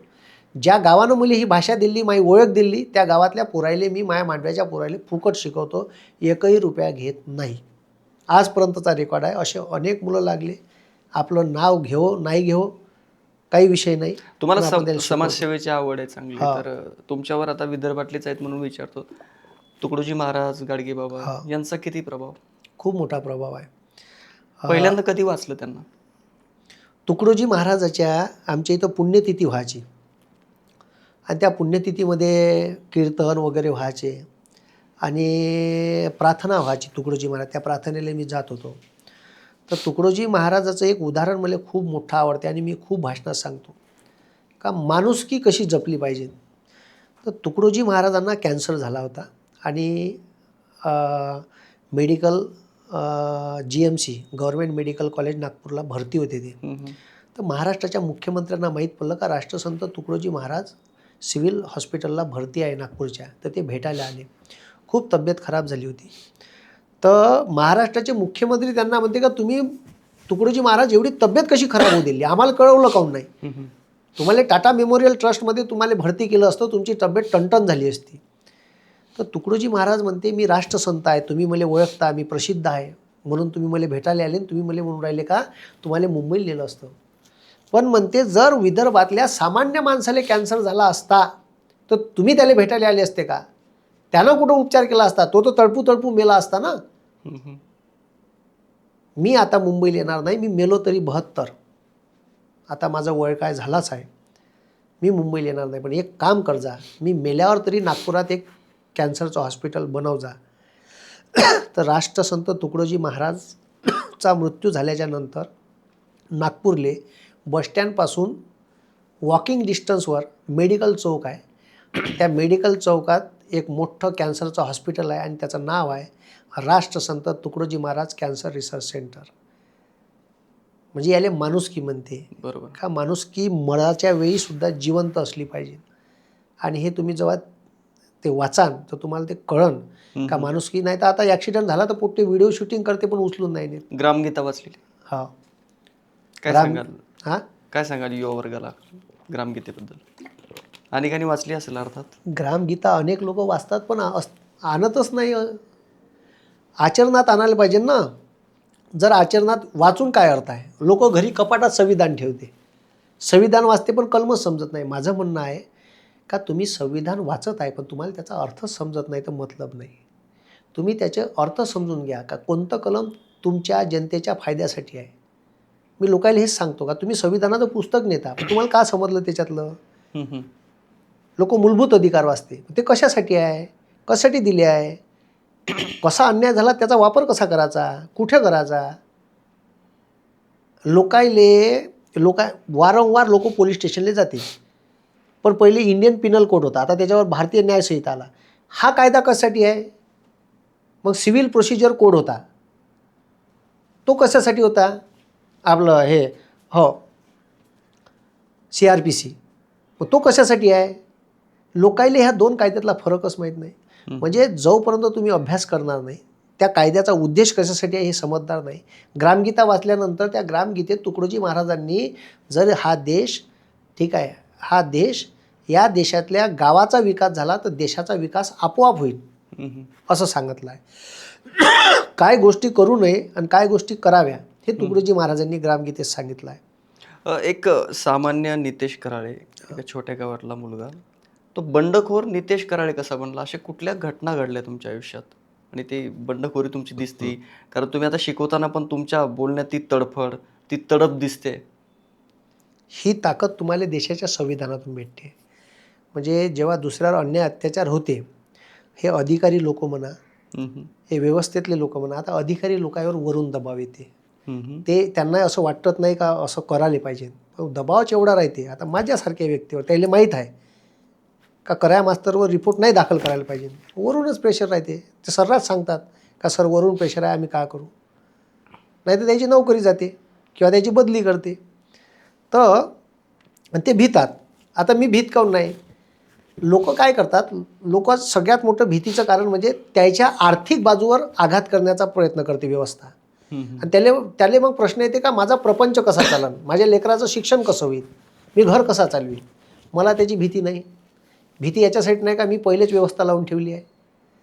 कारण मी ठीक आहे म्हणजे बैलबंडीचे दोनही बैल स्ट्रॉंग ठेवले आहे. एक मी आहे आणि एक माझी बायको आहे. बायको नोकरीवाली पाहून टाकली मी. माय ढोबर कधी बंद झालं तर माय पोरं उपाशी मरणार नाही अशी व्यवस्था मी करून ठेवली आहे.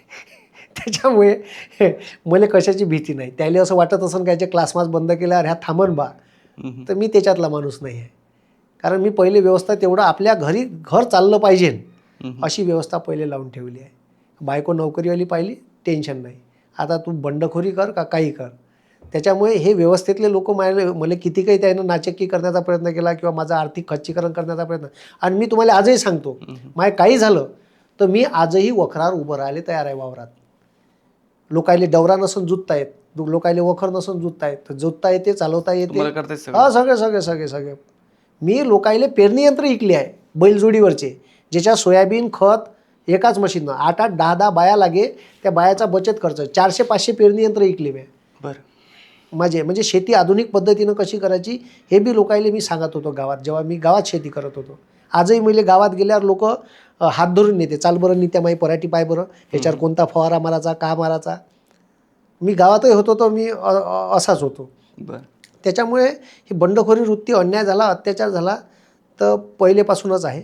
आणि तुम्ही बंडखोर नसले तर व्यवस्था बी ऐकत नाही ना. आता एक फोन केला का काम होते, अधिकाऱ्याला करा, मंत्र्याला करा, कोणाला करा, ठीक आहे, लगेच एका फोनमध्ये काम होऊन जाते. आयुष्यातील कठीण प्रसंग कुठला? आयुष्यातील कठीण प्रसंग तर अनेक आहे. कठीण प्रसंग म्हणजे असं म्हणता येणार नाही कठीण आहे. आयुष्याच्या वाट्याला संघर्ष आलाच आहे. त्याच्यात आता वेगळ्या कठीण प्रसंग का काढावा. रोजच माझं आयुष्य संघर्षाच्या वाटेवर आहे. रोज काही ना काही चालूच आहे. त्याच्यामुळे असं संघर्ष सांगता येत नाही. पण एक अनुभव खूप भेटला. हे आता शेतकऱ्याचं आंदोलन झालं ना, खूप काही शिकायला भेटते आंदोलनातून. लोकांना असं वाटते पण आंदोलन आहे. काय व्यवस्था पाहावं लागते, लोकांचे प्रश्न, ठीक आहे, प्रशासनाचा दबाव, कसे दबाव येतात, व्यवस्था कशी दबाव आणते, न्यायालयाचा आदेश येते, तुमचं आंदोलन चिरडून टाकण्यात येईन, अमकं करण्यात येईन, धमकं करण्यात येईन. पण मला एवढं कळलं का व्यवस्थेसोबत टीट फॉर टॅट राहिलं तर व्यवस्था झुकते. फक्त झुकानेवाला चाहिए. पाठीमागे वळून पाहताना नितेश कराळे, ते गावातला मुलगा, आज मास्तर नितेश कराळे आहेत. काय चित्र दिसतं? खूप मोठा बदल दिसते. तो बदल असा आहे की मी जर पुण्यात आलो नसतो तर कदाचित एवढं मोठं ज्ञान भेटलं नसतं, एवढे मोठे पुस्तकं वाचनातून गेले नसते. मी अभ्यासाव्यतिरिक्त कादंबऱ्या वाचायचो.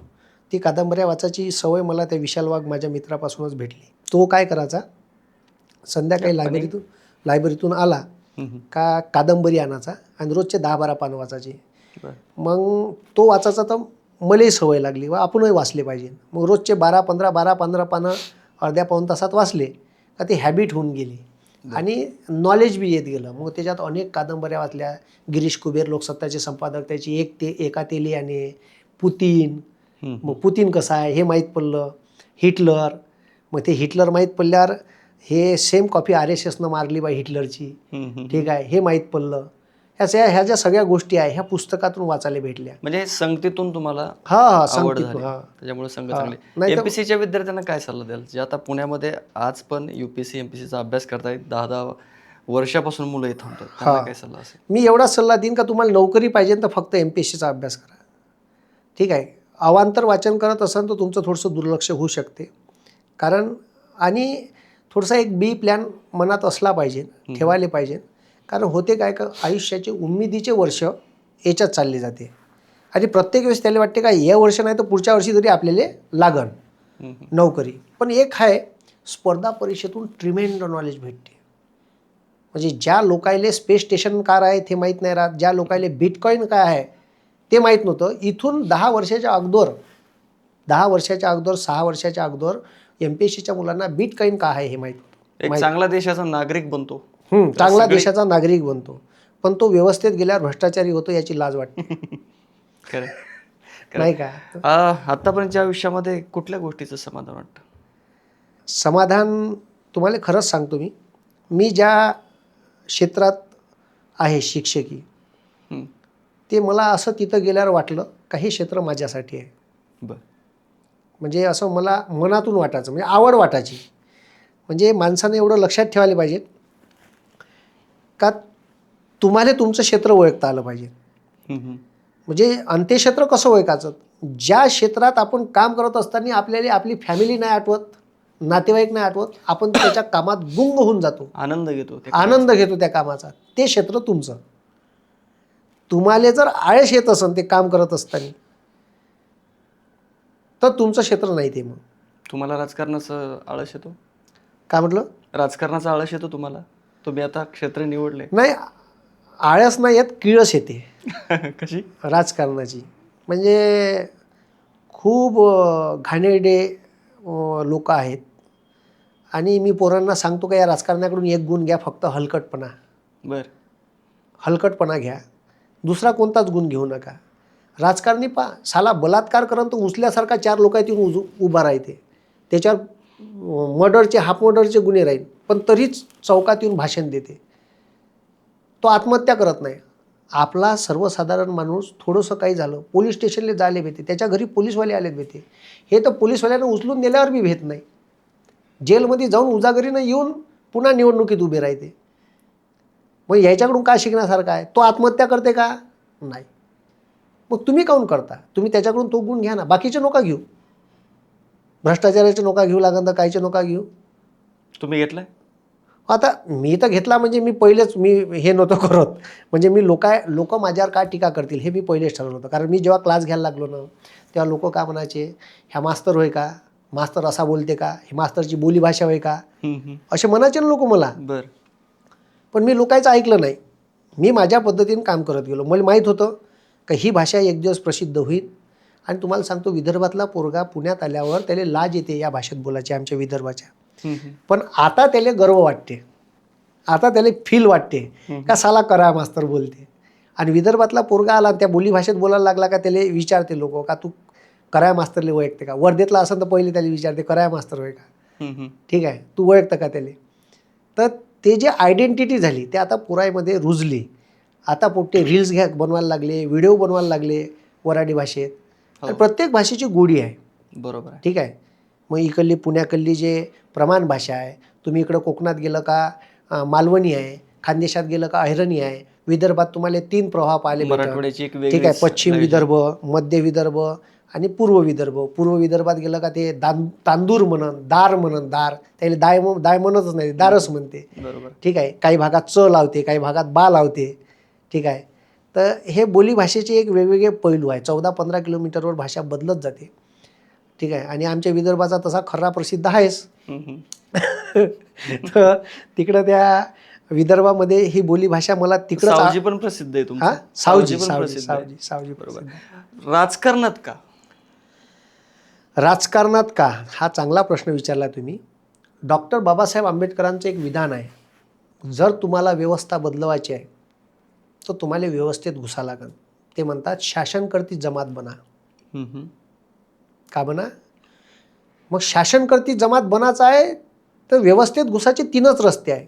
तुम्ही डॉक्टर बनून व्यवस्थेत नाही घुसू शकत, तुम्ही इंजिनियर बनून नाही घुसू शकत.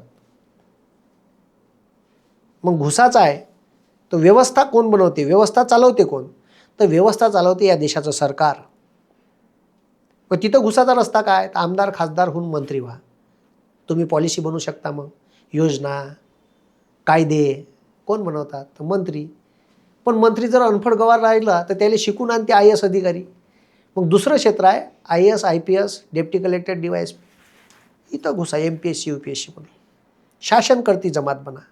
आता एखादा जर 4थी पास एखादा मंत्री राहिला त्याला IAS अधिकारी सांगते, साहेब अशी अशी आपल्या समाजासाठी आणा लागते, एसी समाजासाठी अशी स्कीम आणली तर आपल्याला मतदान भेटन, लाडकी बहीण आणा लागते. ठीक आहे. लगेच ते मग तो अरे हो हो आणा लागते, मग यानं मतदान भेटन का आपल्याला? हो हो. मग तो पॉलिसी मेकिंग जे लोक आहेत ते पॉलिसी मेकिंग असतात IAS IPS ब्युरोक्रॅट्स. दुसरं आहे जर ह्या हुशार असन मंत्री, ह्या एक आहे. आणि तिसरं क्षेत्र आहे न्यायपालिका. आपले फार पुरं न्यायपालिकेत कमी आहे बहुजनाचे, SC ST OBCचे, VJNTचे, वंजारा आहे फार, म्हणजे धनगर हे पुरंच नाही आहे. त्यानं LLB करायला पाहिजे, LLM करायला पाहिजे, हायकोर्टात प्रॅक्टिस करायला पाहिजे. ठीक आहे. आणि तिथून हायकोर्टात न्यायाधीश, सुप्रीम कोर्टात न्यायाधीश, MPSC ज्युनियर मॅजिस्ट्रेटच्या परीक्षा घेते, तिथून जिल्हा न्यायाधीश व्हायला पाहिजे. कारण शेवटी काही झालं, धनुष्यबाण कोणाचा? उद्धव ठाकरेनं बोलला तिकडं, यांना धनुष्य बोलला तुटला. पण प्रश्न कुठं गेला? Supreme court. OBCचं राजकीय आरक्षण, 5 न्यायाधीशाचं खंडपीठ नाही, एकही OBC नाही. का घंट्या न्याय भेटणार आहे? 5 न्यायाधीशाचं खंडपीठ, OBC एकही नाही, ज्याची जय ते थोच नाही आहे. आता OBCचं न्याय तुम्ही खंडपीठ नेऊन राहिले, OBC नाही लागन का? बरोबर नाही का? मग न्यायाधीशच नाही ना, मग तिथून न्याय भेटून राहिला ना समाजाले. मग न्याय भेटायचा आहे, न्याय भेटायचे 3 क्षेत्र आहे ना, या 3 क्षेत्रात लोक चाललेच नाही. म्हणून डॉक्टर बाबासाहेब आंबेडकर म्हणते का तुम्ही शासनकर्ती जमात बना, घुसा त्या व्यवस्थेत. आणि आंदोलन केलं. आता मी ते मागं आंदोलन केलं होतं, मोदी चायवाला, रिकामटेकडा चिवडा सेंटर, ठीक आहे, रिकामटेकडा आपलं रिकामटेकडा चिवडेवाला, बेरोजगार पकोडा सेंटर.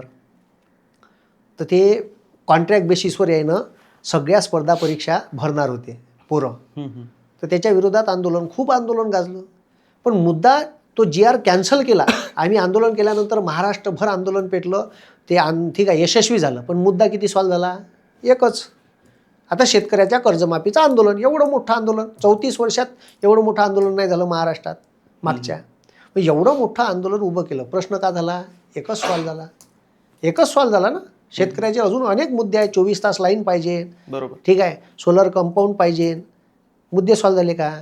पण तुम्ही मंत्री झाल्यावर अनेक मुद्दे सॉल्व करू शकता. म्हणून राष्ट्रवादी का?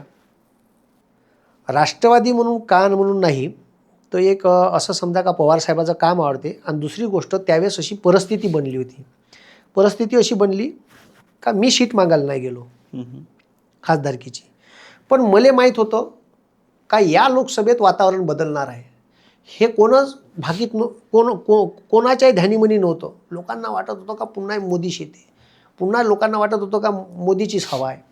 पण मला 1,00,000% माहीत होतं का हवा आता पलटणार आहे, हे माझ्या मनात होतं. म्हणून हे वर्धेची सीट जी आहे, हे काँग्रेसची सीट 2 वेळा हारली आहे आणि हे सीट काँग्रेसला जाते. म्हणून मी काँग्रेसच्या मागं लागलो.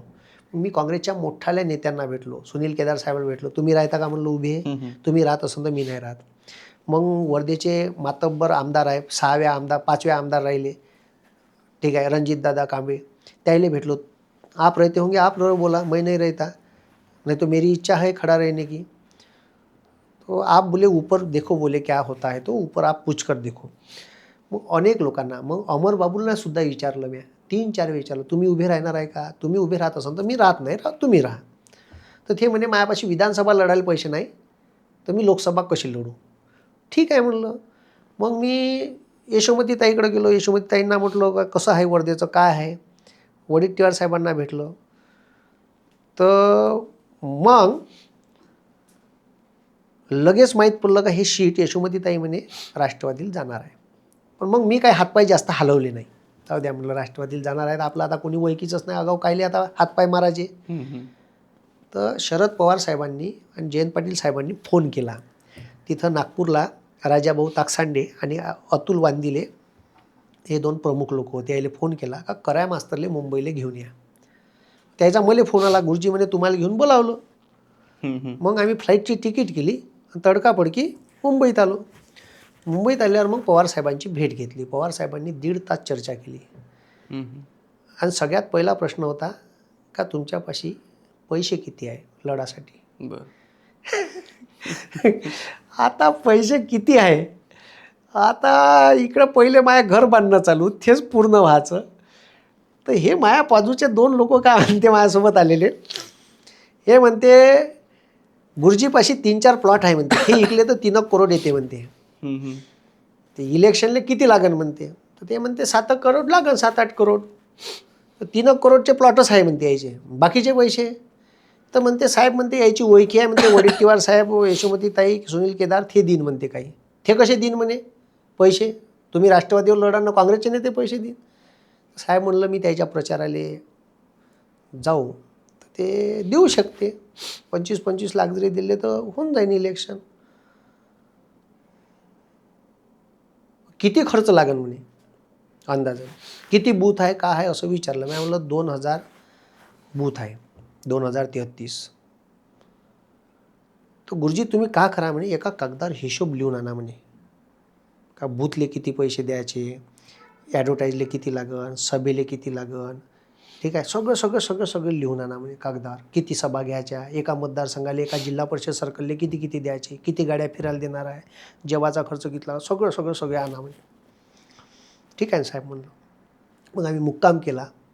रात्री 2-2:30 वाजेपर्यंत हिशोब काढत बसलो. पोट्ट्याले तसा तो कागदावरचा हिशोब फोटो काढून पाठवला. सकाळी मला लगेच म्हणलं तो प्रिंट बनवून PDF पाठव म्हणलं. मग पोट्ट्यानं सकाळीच उठून मला PDF पाठवली. मग PDF पाठवली. त्याचा खर्च होता 11,67,00,000 रुपये जवळपास खर्च येऊन राहिला होता. आणि मग तो कागद मी त्याच्या तिथंच सिल्वर ओपवरच त्याच्या झेरॉक्स काढल्या त्याच्याच ऑफिसमध्ये आणि मग तो तिथंच सादर केला. सादर केल्यावर मग तो साहेबांनी हिशोब पाहिला तर 11,67,00,000 येते का म्हणे. हो साहेब म्हणलं एवढा जवळपास खर्च येते. बरं म्हणे. मग जयंत पाटील आले 5 मिनिटांनी. तर जयंत पाटील साहेब म्हणे पायरे म्हणे कराय गुरुजीचा हिशोब. मग त्यानं हिशोब पाहिला. असं का म्हणे. मग अनिल देशमुख आले, त्यालाही दाखवला, त्यानंही पाहिला. आणि मग तुम्ही म्हणे गुरुजी संध्याकाळी 5:30 वाजता या म्हणे. तुला पवारसाहेब म्हणे जयंत तुला वेळ किती वाजता आहे म्हणे. आहे ना म्हणे मी 5:30 वाजता येतो म्हणे. मग संध्याकाळी पुन्हा 1.5-2 तास चर्चा झाली. सकाळी 1.5 तास झाल्या, संध्याकाळी 1.5 तास चर्चा झाली. आणि मग जवळपास सर्व ठरलं होतं का मला द्यायची असं जवळपास झालं होतं. आणि मग म्हटलं आम्ही जाऊ का थांबू. तर तुम्ही जा म्हणे, आम्ही बोलवतो म्हणे. म्हणजे अजून कन्फर्मेशन काही दिलं नव्हतं त्यांनी. मग तिथून मी वापस आलो. आणि मग राहुल गांधीची भारत जोडो यात्रेची समाप्ती होती मुंबईत. तिथं काय शिजलं काय नाही मला काही माहीत नाही. आणि तिथून मग बस तिथून 2 दिवसात सगळे वारे बदलले. आणि मग तरी माझे मग प्रयत्न आमच्या लोकांचे चालूच होते किंवा तिकीट मला भेटली. आणि काय झालं का सगळ्या लोकांनी स्टेटस ठेवलं होतं माझं ते टी व्हीवरच्या बातम्याचं. बरोबर. त्याच्यामुळे साऱ्या राजकीय लोकांना लक्षात आलं का सालं हे मागून आलेलं पोट्ट जर उद्या खासदार झालं तर आपलं अस्तित्व धोक्यात येईल. आणि पक्षातल्या किंवा अजून आता मग महाविकास आघाडीचा होता ना प्रस्थापित जेवढे होते मग काँग्रेसचे असो का राष्ट्रवादीचे असो सगळ्यांना असं वाटलं का बा हे भारी पडू शकते पुढं. मग याचा पत्ता मग ह्या एकही आमदार नाही काही नाही मग ह्याला सीट कशी द्यायची त्याची भेटूच नाही द्यायची. तर असं काही शिजलं असं. तुम्हाला काय वाटतं कशामुळे तिकीट कटलं. आता पहिले तर पैसे पण पैसे उभे झाले असते. माझ्या इलेक्शनला लोकांनी एकाने पैसे मागितले नसते आणि तुम्हाला सांगतो लोकांनी पैसे उभे केले असते. एवढेही पैसे 5-6 करोड लागले असते लोकांनी उभे केले असते. आणि वातावरण तसं होतं. एखादा गेला गजराही ठेवला असता निवडून आला असता असं वातावरण होतं. आणि त्याच्यात तर आपल्याला ॲडव्हर्टाईज बी करा आपण लोकांच्या घराघरात गेलो होतो ऑलरेडीच. कारण साहेबांना मी हे सगळं सांगितलं होतं. म्हणजे तुम्ही केलेली मेहनत ही तुमच्या खासदाराच्या पथ्यावर पडली. हो असंच समजा. आता म्हणजे सगळं हे जे बनवलं तेव्हा वातावरणच तसं झालं होतं सगळं. आणि मग ज्या दिवशी त्यांना पक्षात घेतलं सीट दिली त्या दिवशी मी तिथंच होतो. आणि विषय का व्हायचा का स्थानिक नेते का सांगायचे तिथं जाऊन का बा आम्ही पक्षात 25 वर्ष आहे ह्या अजून पक्षात नाही यानं पक्षासाठी का केलं. तुम्ही याला सीट देऊन राहिले, तुम्ही त्याला कसे सीट देऊन राहिले, आम्हाला काऊन नाही देऊन राहिले. असा विषय झाला. म्हणजे स्थानिक लोकांचा मुद्दा का होता. ॲक्च्युली मी 5-5 हजार लोकांच्या सभा झाल्या माझ्या भाषणाला लोक 5-5 हजार. सरकारच्या विरोधात जेवढं कोणी नाही बोलत मोदी अमित शहाच्या विरोधात तेवढं मी बोललो होतो. भलाही मी यायच्या कोणाच्याच पार्टीत नव्हतो, काँग्रेसच्या नाही राष्ट्रवादीच्या नाही. पण मी जेवढे मुद्दे सरकारचे चुकीचे लोकांसमोर मांडले आणि मतपरिवर्तन केलं याचा फायदा तर महाविकास आघाडीलाच होणार होता ना. त्याच्यामुळे याने एक सीट मला द्या लागत होती, नाही दिली.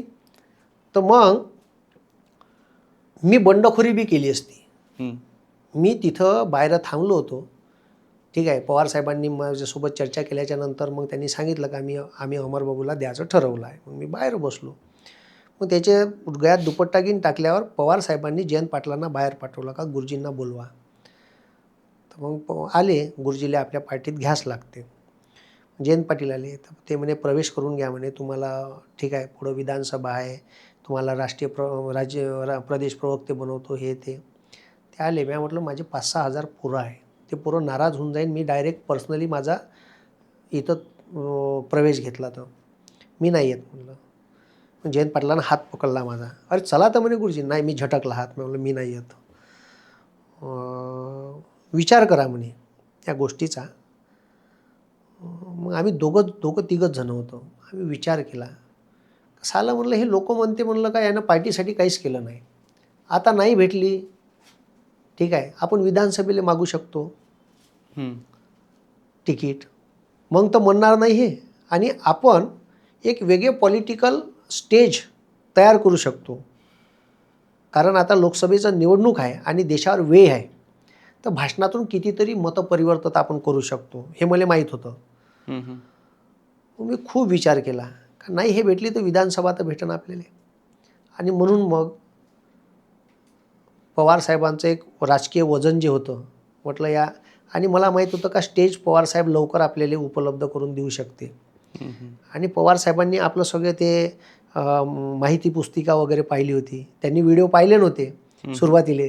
तर सुरुवातीला जयंत पाटील म्हणे तुम्ही याचे व्हिडिओ पाहिले नाही का म्हणे साहेब. म्हणे नाही म्हणे. थांबा संध्याकाळी तुम्हाला लावून देतो म्हणे. मग संध्याकाळी त्याला व्हिडिओ वगैरे दाखवले असत. तर मग जेव्हा मी प्रचाराला साहेबांसोबत गेलो का नाही, तर धाराशिवले सभा होती. हे होते आपले तिथचे खासदार आपले ओमराजे निंबाळकर. तर एक सभा झाली भूमची.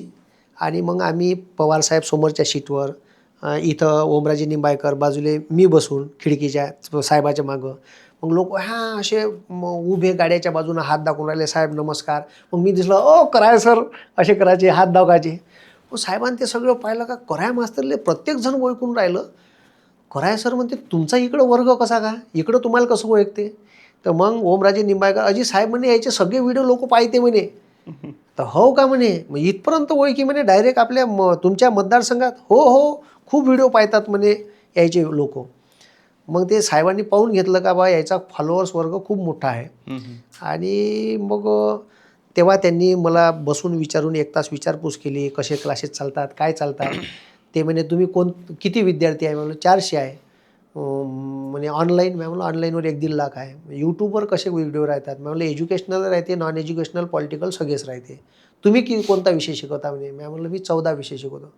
तर त्यांनी मग 14 विषय कसे शिकवता म्हणे तुम्ही. मी म्हटलं मला समजते साहेब म्हणून मी शिकवतो म्हटलं. असं का म्हणे. मग किती विद्यार्थी आहे. मी म्हणलं 400-450 विद्यार्थी आहे. तर असं का म्हणे. मग त्यांना मी म्हटलं का माझ्या अकॅडमीला भेट द्या तुम्ही. तर मग ते वेळात वेळ काढून माझ्या अकॅडमीत 1.5 तास वेळ दिला त्यांनी. आणि मग त्याच्यानंतर अनेक प्रचार सभा, म्हणजे असं समजा का मले खाज होती. मला असं वाटत होतं का हे जे BJPचं सरकार आहे हे इतकं भयंकर आहे का यांनी या 10 वर्षात देशासाठी काही केलं नाही. पार्टी वाढवली आणि उद्योगपत्याचे पोटं भरले. हे सरकार पडाले पाहिजे. म्हणून मी माझ्या खिशातले 1.5 लाख, 1.5 ते पावणे 2 लाख खर्च केले माझ्या खिशातले. आणि मी माझ्या गाडीनं माझं डिझेल टाकून माझी टीम सोबत घेऊन महाराष्ट्रभर फिरलो आणि फुकट प्रचार केला. मी जवळपास 110 सभा घेतल्या महाराष्ट्रात. 110. आणि त्याच्यातल्या जवळपास 50 ते 60 सभा पवारसाहेबांसोबत होत्या. आणि बाकी सभा इंडिव्हिज्युअल घेतल्या. आणि मी जवळपास 17 खासदाराच्या सभा घेतल्या. त्याच्यापैकी 15 लोक निवडून आले खासदार म्हणून. मग परत पवार साहेबांसोबत काही बोलणं झालं तिकीट का कापलं म्हणून. नाही, ते बाकीचं राजकारण मला समजून आलं होतं. ते काय आता मी इथं सांगत बसणार नाही. शेवटी ते काय झाली गोष्ट पार पडली. कारण सगळं माझ्या डोळ्यासमोरच घडलं होतं ते. त्याच्यामुळे आता काय गेलेल्या गोष्टीवर रेगोट्या ओढण्यात मतलब नाही. पण राजकारणात हे कळलं बरोबर की आपण सहज राहणं बेकार आहे, गफलतीत राहणं बेकार आहे, कोणतीही गोष्ट उघडपणे सांगणं बेकार आहे. याच्यानंतर असं कळलं का आपण उघडपणे काही सांगू नये, कारण मी बाहेर आल्याच्या नंतर लोकांना सांगत होतो असं झालं तसं झालं. पण आतमध्ये का झालं हे कुठं सांगायला नाही पाहिजे, डिस्क्लोज नाही करायला पाहिजे. का आपण साध्या मनाचा माणूस होतो, ठीक आहे. त्याच्यामुळे आपण सरळ सरळ का आहे ते बिनदक्कत म्हणाले तुम्ही थोडं हलकट हा व्हावं लागतं. वागावं लागते. तर ते मला कळलं का राजकारणात काही गोष्टी पोटातल्या पोटातच ठेवा लागते, लागन तर मग वेळ आली तर मग पत्ते उघड करायचे. बरोबर. तर आता आगामी हे पदवीधर लढायची की नाही? आता पदवीधरला मी उभं होतो. 8,500 वोटिंग मला त्यावेळेस भेटलं होतं आणि चांगलं वोटिंग भेटलं होतं. तेव्हा मी फार लोक मला ओळखत नव्हते, ठीक आहे. बस जस्ट व्हिडिओ व्हायरल होऊन 5-7 महिने झाले होते. पण आता जर मी उभं राहिलं तर आता मी उभं राहणार. सीट देवो नाही देवो मी अपक्ष उभं राहणार. कारण पदवीधर हा मतदारसंघ माझा मतदारसंघ आहे, माझ्या यूथचा मतदारसंघ आहे, ज्या यूथसाठी मी वारंवार आंदोलनं करतो, भांडतो, त्याचे प्रश्न मांडतो, सरकारी नोकरीतल्या लोकांचे प्रश्न मांडतो, शेतकऱ्याचे मुद्दे मांडतो, ठीक आहे. हे सगळे लोक त्याचे वोटर आहेत, ग्रॅज्युएट. आणि मी यावेळेस दिवाळीत ते इलेक्शन आहे तर मी उभं राहणार. पक्षाने नाही दिलं नाही दिलं काही विषय नाही, ठीक आहे. आपण हजामतगिरी किती वेळा करायची पक्षाची, ठीक आहे. म्हणजे राजकारणात बी बंडखोरी वृत्ती दाखवायला पाहिजे असं माझं म्हणणं आहे. बरोबर. तुम्ही जोपर्यंत बंडखोरी दाखवत नाही तोपर्यंत तुमची कोणी कदर करत नाही. आपण खालतून आलो आहे. आणि मी राष्ट्रवादी याच्यासाठी निवडली होती का पवार साहेबांनी अनेक लोकांना मोठं केलं जे ग्राउंड लेवलवरून आले होते. निलेश लंके आहे, ठीक आहे. त्याच्यानंतर आता भगरे गुरुजीचं काहीच नव्हतं ना. बरोबर. मग भगरे गुरुजी हे असे अनेक लोक पाहिले होते. म्हणून राजकारणात आणि राजकारणात जायचा ह्या एकमेव उद्देश का तुम्हाला जर समाजाला काहीतरी द्यायचं आहे तर तुम्ही राजकारणातून किंवा ब्युरोक्रॅट्समधून किंवा न्यायपालिकेतून देऊ शकता. म्हणून आपल्याला त्या व्यवस्थेत घुसायचं होतं, म्हणून आपण राजकारणाकडे वळलो. आवडते राजकारणी कुठले? हे गलिच्छ राजकारण नाही आवडून राहिलं. म्हणजे आता जे पाहून राहिलो मी. आवडते राजकारणी कुठले तुमचे? आवडते राजकारणी सांगायचं झालं तर राहुल गांधी, पवार साहेब, अरविंद केजरीवाल, आता जे लोक मुद्दे मांडून राहिले राघव चड्डा, त्याच्यानंतर त्याच्याच पक्षाचे एक खासदार आहेत, काय मला त्यांचं नाव नाही आठवून राहिलं. पुन्हा ते त्याच्याच पक्षाचे सिंग आहेत. आता भाषण त्यांचं चांगलं गाजलं. त्याच्यानंतर मनोज झा हे खूप, आणि एक लालू प्रसाद यादवचे जे व्हिडिओ आहे ते अफलातून आहे. राजकारणी तसा असायला पाहिजे. म्हणजे नितीन गडकरी नाहीत आवडत? नितीन गडकरी आवडते, काम चांगलं आहे, पण खाचे दात वेगळे आणि दाखवाचे दात वेगळे आहे. कसं हो?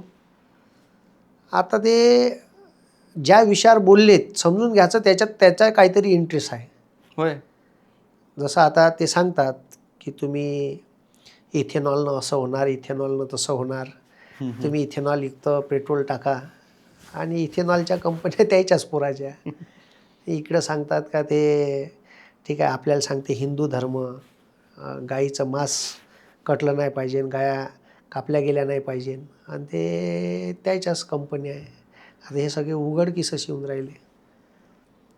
फडणवीसांबद्दल तुमचं मत काय? फडणवीसाबद्दल माझं मत, फडणवीसांनी प्रचंड पैसा विदर्भात आणला, विदर्भाचा डेव्हलपमेंट प्रचंड केलं, पण हे सगळे लोक काय करत आहे का आपल्या जवळच्या लोकांना खूप मोठं करत आहे. अनेक सरकारी जागा ह्या आपल्या जवळच्या लोकांना, आता ते काय म्हणते नागपुरात एक कोणती सिटी, लंडन स्ट्रीट, शासनाची जागा अनेक लोकांना लीजवर देणं चालू आहे. आणि ह्या सगळ्या घोय, आणि तुम्हाला सांगतो गडचिरोली जिल्ह्यामध्ये प्रचंड चांगल्या क्वालिटीचं लोहखनिज आहे, सुरजागड आणि भामरागडमध्ये. तिची नक्सलाईट मुवमेंट जी आहे, ठीक आहे, त्या बंद्याची पूर्ण कायदा सुव्यवस्था धारेवर ठेवून ते लोक, नक्षलवादी हे त्याच्यातलेच आहे, नक्षलवाद खतम व्हायला पाहिजे, पण त्या लोकांना प्रवाहात आणायला पाहिजे. पण त्याच्याच जमिना हिसकून तिथं मोठाले कारखाने आणि पूर्ण जंगलच्या जंगल कापणं सुरू आहे. आता तिथं चामोर्शीले मोठं आंदोलन चालू आहे, JSWचा कारखाना येऊन राहिला तर. आणि हे सगळं देशातली खनिज संपत्ती अशी वरबडू मोठ्या उद्योगपत्याच्या घशात घालून आपल्या पार्टीले कसा फंड घ्यायचा आणि आपल्या लोकायले कसं मोठं करायचं असं चालू आहे. राजकारणी म्हणून कसे आहेत? राजकारणी म्हणून आता लोक पाहूनच राहिले कसे आहेत. काय म्हणजे कुटीलच राजकारण आहे सगळे हे. म्हणजे विरोधात बोलत असन त्याला कसा चूप करायचा. बाकी विदर्भात पैसा वगैरे आणणं चालू आहे. आता एक चांगला प्रोजेक्ट त्यांनी आणला, नय गंगा ते नय गंगा प्रोजेक्ट कॅनलचा चांगला आहे. समृद्धीमुळे बराचसा लोकांना सोयीसुविधा झाल्या, पण शेवटी लोकांवरच पैसे हपकाडणं चालू आहे. म्हणजे हे जे प्रोजेक्ट आणले हे काही शासनाच्या पैशातून नाही, प्रायव्हेट उद्योगपत्याला द्यायचे आणि त्याचेच फोटो भरायचे. मग रोड टॅक्स घेता तुम्ही 15 वर्षाचा गाडी घेतल्यावर, त्याच्यानंतर तुम्ही सेस घेता पेट्रोल डिझेलवर 5.5 रुपये, ठीक आहे. त्याच्यानंतर तुम्ही RTO टॅक्स घेता.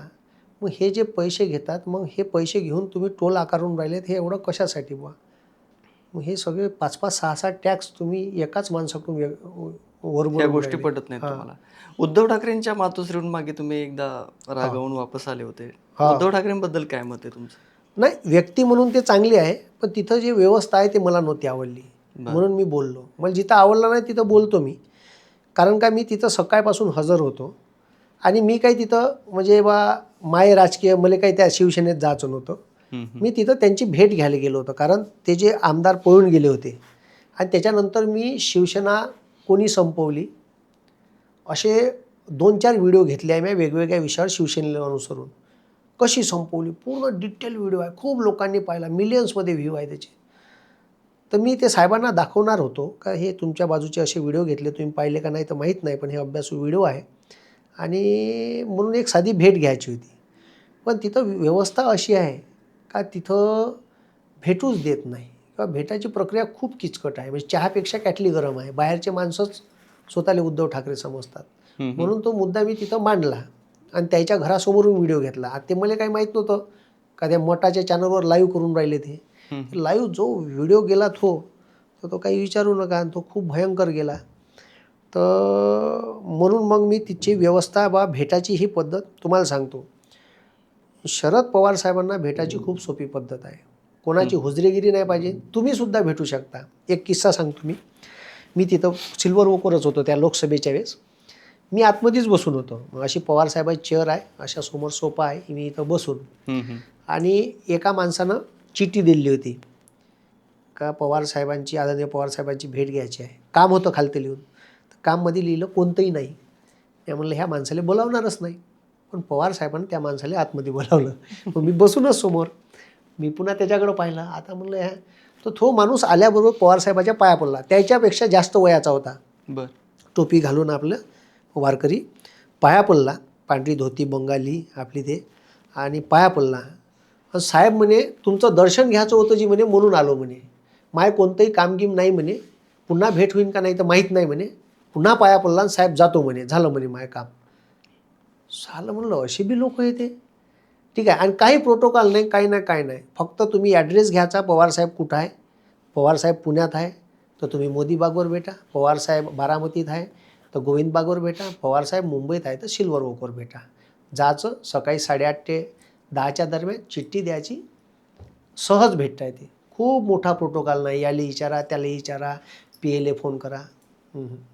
राज ठाकरेंबद्दल काय मत आहे? कारण आता तुम्ही जसं वऱ्हाडी भाषेचा तुम्हाला अभिमान आहे आणि त्या भाषेतच तुम्ही बोलता, तसं राज ठाकरे देखील मराठीचा मुद्दा, मराठी अस्मितेसाठी लढतात आणि एक राजकारणी म्हणून कसे आहेत? राजकारणी म्हणून राज ठाकरे मराठी भाषेचा जो मुद्दा घेऊन चालतात तो चांगला मुद्दा आहे. कारण मला असं वाटते का मुंबई ही महाराष्ट्रानं बनवली आहे आणि देशाची आर्थिक राजधानी आहे, आणि ते गुजरात्याच्या जर घशात जात असेल तर ते अत्यंत वाईट होईल.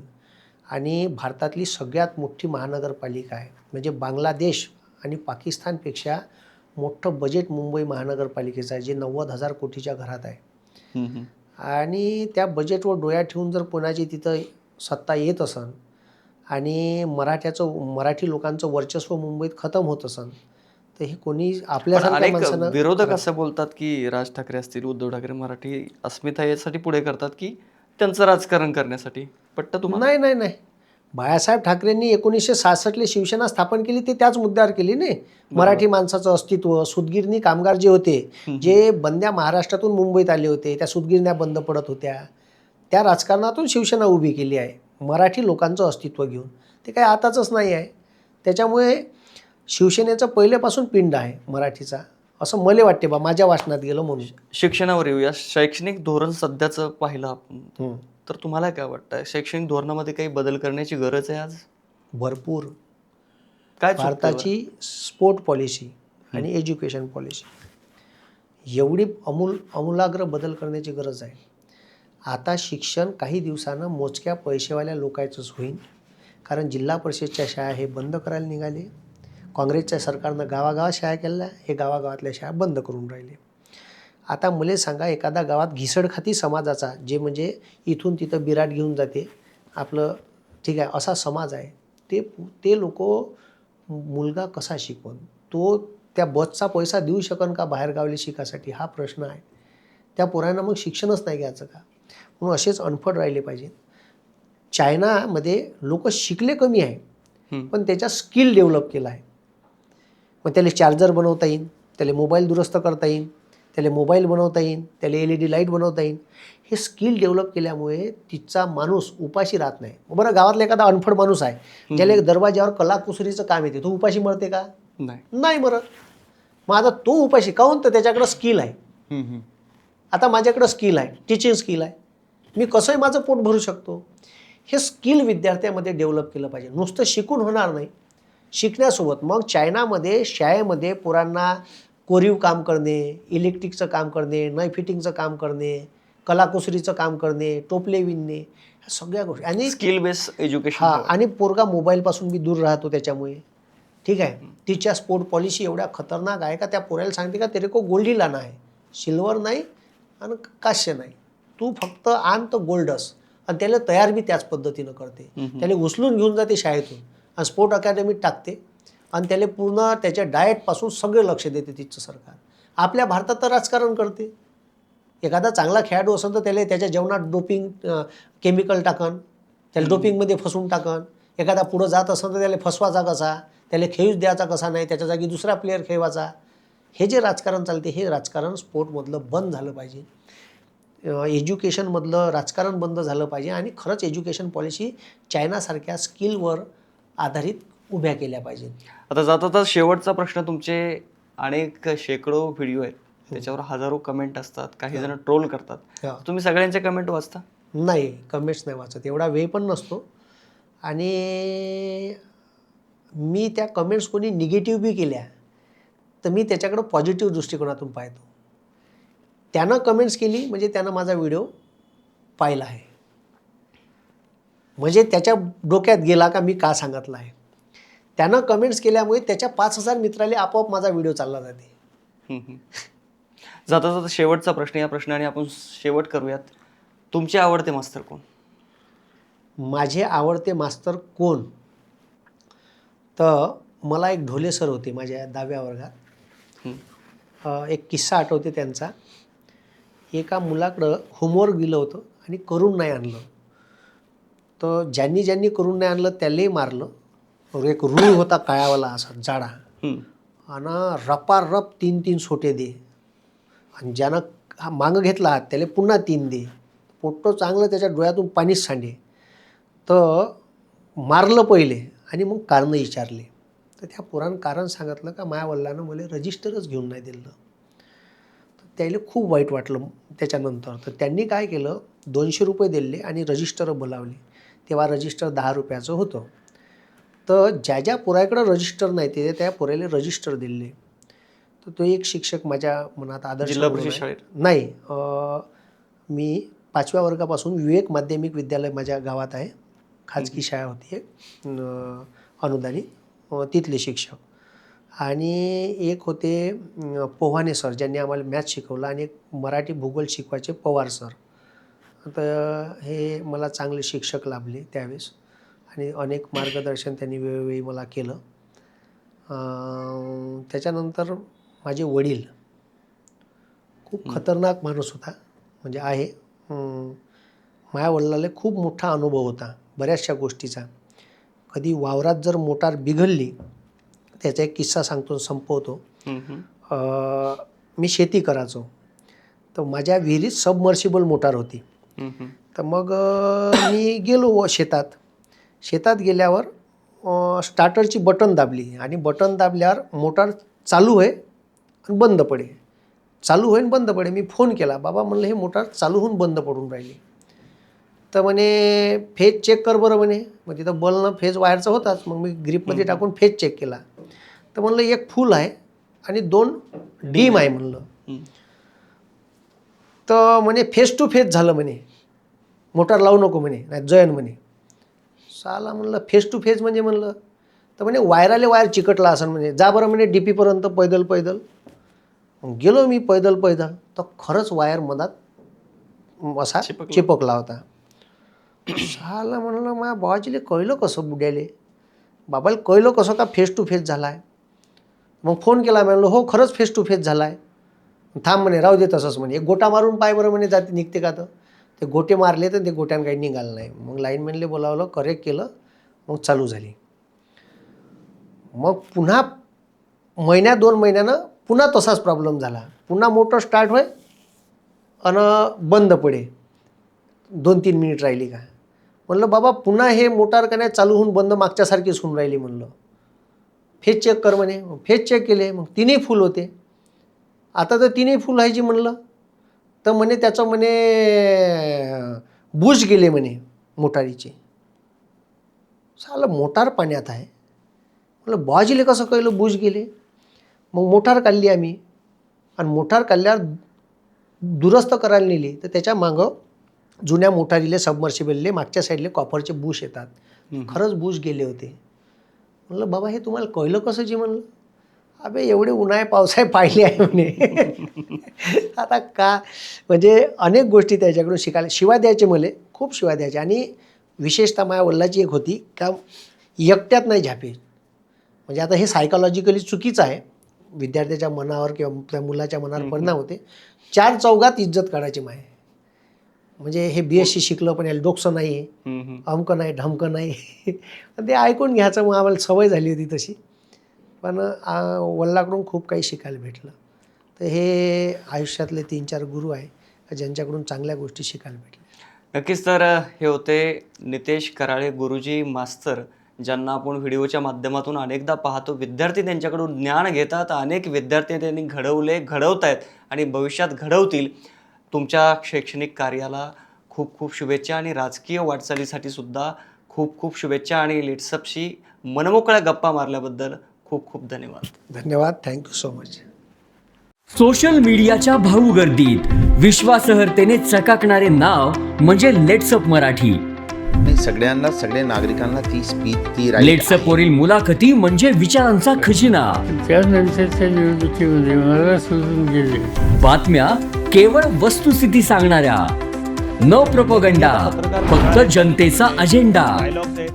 क्योंकि आने वाला कल जाने वाला है, जाने वाला कल आने वाला है. राजकारण, मनोरंजन असो की क्रीडा क्षेत्र, महाराष्ट्राची स्पंदने संवेदनशीलतेने टिपणारे माध्यम म्हणजे लेट्सअप मराठी. जगासोबत एक पाऊल पुढे राहण्यासाठी लेट्सअपचे ॲप, सोशल मीडिया आणि वेबसाईट सोबत कनेक्टेड रहा.